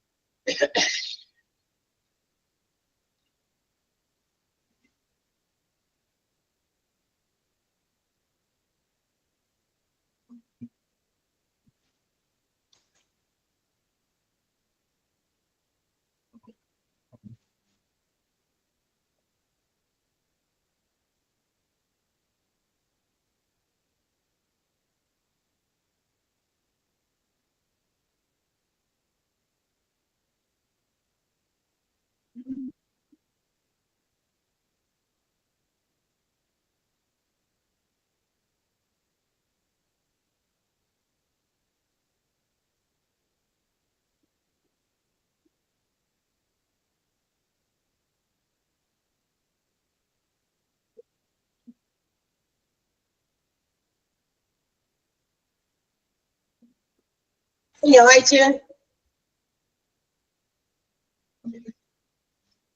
ഓർഗനൈസേഷണൽ ഹെൽത്തിനെ സംബന്ധിക്കുന്ന ചില കാര്യങ്ങൾ നമ്മളുടെ ILO കേട്ടിട്ടുണ്ട് എവിടെയെങ്കിലും ഇതിനു മുമ്പ്? WHO, world health organisation. ILO എന്ന് നമ്മളുടെ ഈ ചാപ്റ്ററിൽ തന്നെ നമ്മൾ എവിടെയോ പറഞ്ഞ കാര്യമാണ്. എന്താ ഫുൾ ഫോം? ILOന്റെ ഫുൾ ഫോം എന്താ? ബാക്കി ഞാൻ അടുത്ത ക്ലാസ്സിൽ എടുക്കുന്നുള്ളൂ, വെറുതെ ചോദിച്ചതാണ്. എന്താണ് ILOന്റെ ഫുൾ ഫോം അറിയോ? ഞാൻ പറ. International labour organisation. Yes, international labour organisation ആണ്. അപ്പൊ ഇന്റർനാഷണൽ ലേബർ ഓർഗനൈസേഷൻ അഥവാ അതല്ലെങ്കിൽ WHO, രണ്ടു കൂട്ടരുമാണ്. ആ കമ്മിറ്റി കുറച്ച് ഓർഗനൈസേഷൻ ഹെൽത്തിനെ സംബന്ധിക്കുന്ന ചില പോയിന്റുകൾ എടുത്തു പറയുന്നത്. ഓർഗനൈസേഷൻ ഹെൽത്ത് മെയിൻറ്റെയിൻ ചെയ്യാനായിട്ട് എന്തൊക്കെയാണ് എന്നുള്ളത്. അതിന് first point, promotion and maintenance of physical, mental and social wellbeing of workers in all occupations. ഏത് ജോലി ചെയ്യുന്നവരാണെങ്കിലും ആ ജോലി ചെയ്യുന്ന എംപ്ലോയീസിന്റെ physical health, mental health, social health. Physical health എന്ന് പറഞ്ഞാൽ എന്താ? നമ്മുടെ ശരീരത്തിന്റെ ഹെൽത്ത് ആണ്, എന്ന് വെച്ചാൽ രോഗമില്ലാത്ത അവസ്ഥ, അതാണ് ഫിസിക്കൽ ഹെൽത്ത്. മെന്റൽ ഹെൽത്ത് എന്താണ്? It's free from stress, depression, അല്ലെ? അങ്ങനെയുള്ള മെന്റലി നമ്മൾ ഫ്രീ ആകുക. അതായത് എന്തെങ്കിലും തരത്തിലുള്ള സ്ട്രെസ്, സാഡ്നെസ് അല്ലെങ്കിൽ ഡിപ്രഷൻ, ഇതൊക്കെ കൂടി കുത്തി നിറച്ചിട്ട് നമ്മുടെ മെന്റൽ ഡിസോർഡർ സംഭവിക്കുക കേട്ടോ. അത് എന്ന് പറയുന്നതും ഇല്ലാതിരിക്കുന്ന ഒരു അവസ്ഥ, അതാണ് മെന്റൽ ഹെൽത്ത്. സോഷ്യൽ ഹെൽത്ത് എന്ന് പറയുന്നത് എന്താണ്? How we behave with our coworkers in an organisation. നമ്മൾ എങ്ങനെയാണ് നമ്മളുടെ കോവർക്കേഴ്സിനോട്, ഓർഗനൈസേഷനിൽ ജോലി ചെയ്യുന്ന മറ്റുള്ള ജോലിക്കാരുമായിട്ട് നമ്മൾ എങ്ങനെ ഇടപഴകുന്നു, എങ്ങനെ ബിഹേവ് ചെയ്യുന്നു, മാനേജ്മെന്റിനെ എങ്ങനെ നമ്മൾ നോക്കിക്കാണുന്നു, അവരെ എത്രത്തോളം അവരെ റെസ്പെക്ട് ചെയ്യുന്നു, അവരുടെ ഐഡിയാസും അവരുടെ റൂൾസും റെഗുലേഷൻസ് ഒക്കെ നമ്മൾ എങ്ങനെ ഫോളോ ചെയ്യുന്നു, നമ്മളതെല്ലാം പോസിറ്റീവ് ആയിട്ട് എടുത്താണോ, നമ്മുടെ കോവർക്കേഴ്സിന് വേണ്ട പരിഗണന നമ്മൾ അങ്ങോട്ട് കൊടുക്കുക, നമുക്കും ആ പരിഗണനയും റെസ്പെക്ട് തിരിച്ചും കിട്ടുന്നുണ്ടെന്ന് ഉറപ്പിക്കുക. ഇതെല്ലാം കൃത്യമാകുക, അതാണ് സോഷ്യൽ ഹെൽത്ത്. അപ്പൊ ഒരു എംപ്ലോയി ഓർഗനൈസേഷനിൽ ജോലി ചെയ്യുമ്പോൾ അവന്റെ ഫിസിക്കൽ ഹെൽത്ത്, അതുപോലെ തന്നെ മെന്റൽ ഹെൽത്ത്, സോഷ്യൽ ഹെൽത്ത്, അതെല്ലാം പ്രൊമോട്ട് ചെയ്യുക, അതുപോലെ തന്നെ അത് മെയിൻറ്റെയിൻ ചെയ്യുക. ഈ പറയുന്ന 3 ഹെൽത്തും ഓക്കെ ആയിട്ട് എപ്പോഴും എംപ്ലോയീസ് ഇരിക്കുക. അങ്ങനെയാണെങ്കിൽ ഓർഗനൈസേഷൻ ഹെൽത്തി ആയിരിക്കും എന്നാണ് ആര് പറയുന്നത്? ILOയും WHO പറയുന്നത്. ഇന്റർനാഷണൽ ലേബർ ഓർഗനൈസേഷൻ എന്ന് വെച്ചാൽ എന്താ? ലേബറേഴ്സിനെ സംബന്ധിക്കുന്ന, തൊഴിലാളികളെ സംബന്ധിക്കുന്ന കാര്യങ്ങൾ പഠിക്കുന്ന ഒരു ഓർഗനൈസേഷൻ ആണ്, അല്ലെങ്കിൽ അവരെ കുറിച്ച് ഒരുപാട് കാര്യങ്ങൾ അറിയാവുന്ന ഒരു ഓർഗനൈസേഷൻ. അപ്പൊ എംപ്ലോയീസ് ഈ പറയുന്ന രീതിയിൽ ഫിസിക്കലി ഹെൽത്തി ആകണം, മെന്റലി ഹെൽത്തി ആകണം, സോഷ്യലി ഹെൽത്തി ആകണം. ഞാൻ എന്റെ കോവർക്കേഴ്സിനോട് എപ്പോഴും ബഹളം കൂടുന്നു, അടിവിടുന്നു, അല്ലെങ്കിൽ അവർ പറയുന്ന അവരെ റെസ്പെക്ട് ചെയ്യുന്നില്ല. എനിക്ക് എന്നോടുള്ള റെസ്പെക്ട് പോലെ തന്നെ മറ്റുള്ളവരോടും എനിക്ക് റെസ്പെക്ട് വേണം. അപ്പൊ അതുപോലെ ചെയ്യുന്നു. അതുപോലെ തന്നെ അത് വരുമ്പോ തന്നെ ഡിസ്റ്റർബ്ഡ് ആയി, അപ്പൊ ഞാൻ മെന്റലി ഡിസോർഡർ ആകുന്നു, അല്ലെ? അങ്ങനെയൊക്കെ. അപ്പൊ അത് ശരിക്കും പറഞ്ഞ ഒരു ഓർഗനൈസേഷൻ ഹെൽത്തിനെ സംബന്ധിക്കുന്ന നല്ല കാര്യമാണോ? അല്ല. ഒരു ഓർഗനൈസേഷൻ ഹെൽത്തി ആകണമെങ്കിൽ physical health of the employees, mental health of the employees, social health of the employees should be okay. അതെല്ലാം ഓക്കെ ആവണം, പ്രൊമോട്ട് ചെയ്യുക, അതിനെ മെയിൻറ്റെയിൻ ചെയ്യുക. ഓക്കെ. ദെൻ എല്ലാ വർക്കേഴ്സിനെയും എന്താ പറയാ, അവരുടെ ഇൽ ഹെൽത്ത്, വർക്കിംഗ് അതായത് ചെയ്യുന്ന ജോലിയുമായി ബന്ധപ്പെട്ടിട്ടുള്ള രോഗങ്ങൾ വരാൻ സാധ്യതയുണ്ടെങ്കിൽ അതിനെയൊക്കെ തടയുക. ഇപ്പോ ഒരു ഫാക്ടറിയിൽ ജോലി ചെയ്യുന്ന ആളുകൾക്ക് അവിടുന്ന് ഒരുതരം എന്തെങ്കിലും തരത്തിലുള്ള ഗ്യാസസ് ഇൻഹെയിൽ ചെയ്യേണ്ടി വന്നു, ശ്വസിക്കേണ്ടി വന്നു, അത് വെച്ച് അവർക്ക് പല ഹെൽത്ത് ഇഷ്യൂസ് ഉണ്ടാകും. അങ്ങനെയാണെങ്കിൽ നമ്മൾ എന്ത് ചെയ്യണം? അത് പ്രിവെന്റ് ചെയ്യണം. ആ ഗ്യാസ് അങ്ങനെ ഫോം ചെയ്തു വരും, അത് പ്രൊഡക്ഷൻ പ്രൊസീജിയറിൽ ഉള്ളതാണ്. പക്ഷേ ഹൗ ക്യാൻ ബി പ്രിവെന്റ്? അത് ഇവര് ഇത് ശ്വസിക്കുന്നത് തടയാൻ എങ്ങനെ പറ്റും? അതിന് നെസസറി സ്റ്റെപ്സ് എടുക്കണം, അത് പ്രിവെന്റ് ചെയ്യണം. അപ്പോ നമ്മളുടെ എന്താ പറയാ, എംപ്ലോയീസിനെ അവരുടെ ഇൽ ഹെൽത്തിൽ നിന്ന് നമുക്ക് രക്ഷിക്കാൻ പറ്റും. Prevention among workers of ill health caused by working conditions. Clear ആയോ? 2 പോയിന്റ് മനസ്സിലായോ? ഓക്കെ അല്ലേ? ഓക്കെ. അടുത്ത നമുക്ക് 2 പോയിന്റ് അടുത്ത ദിവസം പറയാം. അപ്പൊ 2 പോയിന്റ് ഞാൻ പറഞ്ഞിട്ടുള്ളൂ, ആദ്യത്തെ 2 പോയിന്റ്. അപ്പൊ ILOന്റെ ഫുൾ ഫോം അവിടെ ഫസ്റ്റ് പേജിലുണ്ട്. അറിയില്ല എന്ന് പറയണ്ട, നമ്മൾ ആദ്യത്തെ പേജിൽ പറഞ്ഞിട്ടുണ്ട്. ഈ ചാപ്റ്റർ തുടങ്ങുമ്പോൾ തന്നെ പറഞ്ഞിട്ടുണ്ട്. WHO വേൾഡ് ഹെൽത്ത് ഓർഗനൈസേഷനും ആണ്. അതൊക്കെ ഇമ്പോർട്ടന്റ് ആണ്, അതിന്റെ ഫുൾ ഫോംസ്. ബാക്കി നമ്മൾ അടുത്ത ദിവസം എടുക്കാം. ഓക്കെ. അപ്പൊ ടീച്ചറിന്റെ അവറായിരുന്നു. അപർണ മിസ് ഇന്ന് അവധി ആയതുകൊണ്ട്, ലീവ് ആയതുകൊണ്ട് ഞാൻ കയറിയത് മാത്രം. So see you. അടുത്ത ദിവസം കാണാം. Bye. Thank you. Thank you, Miss. Thank you.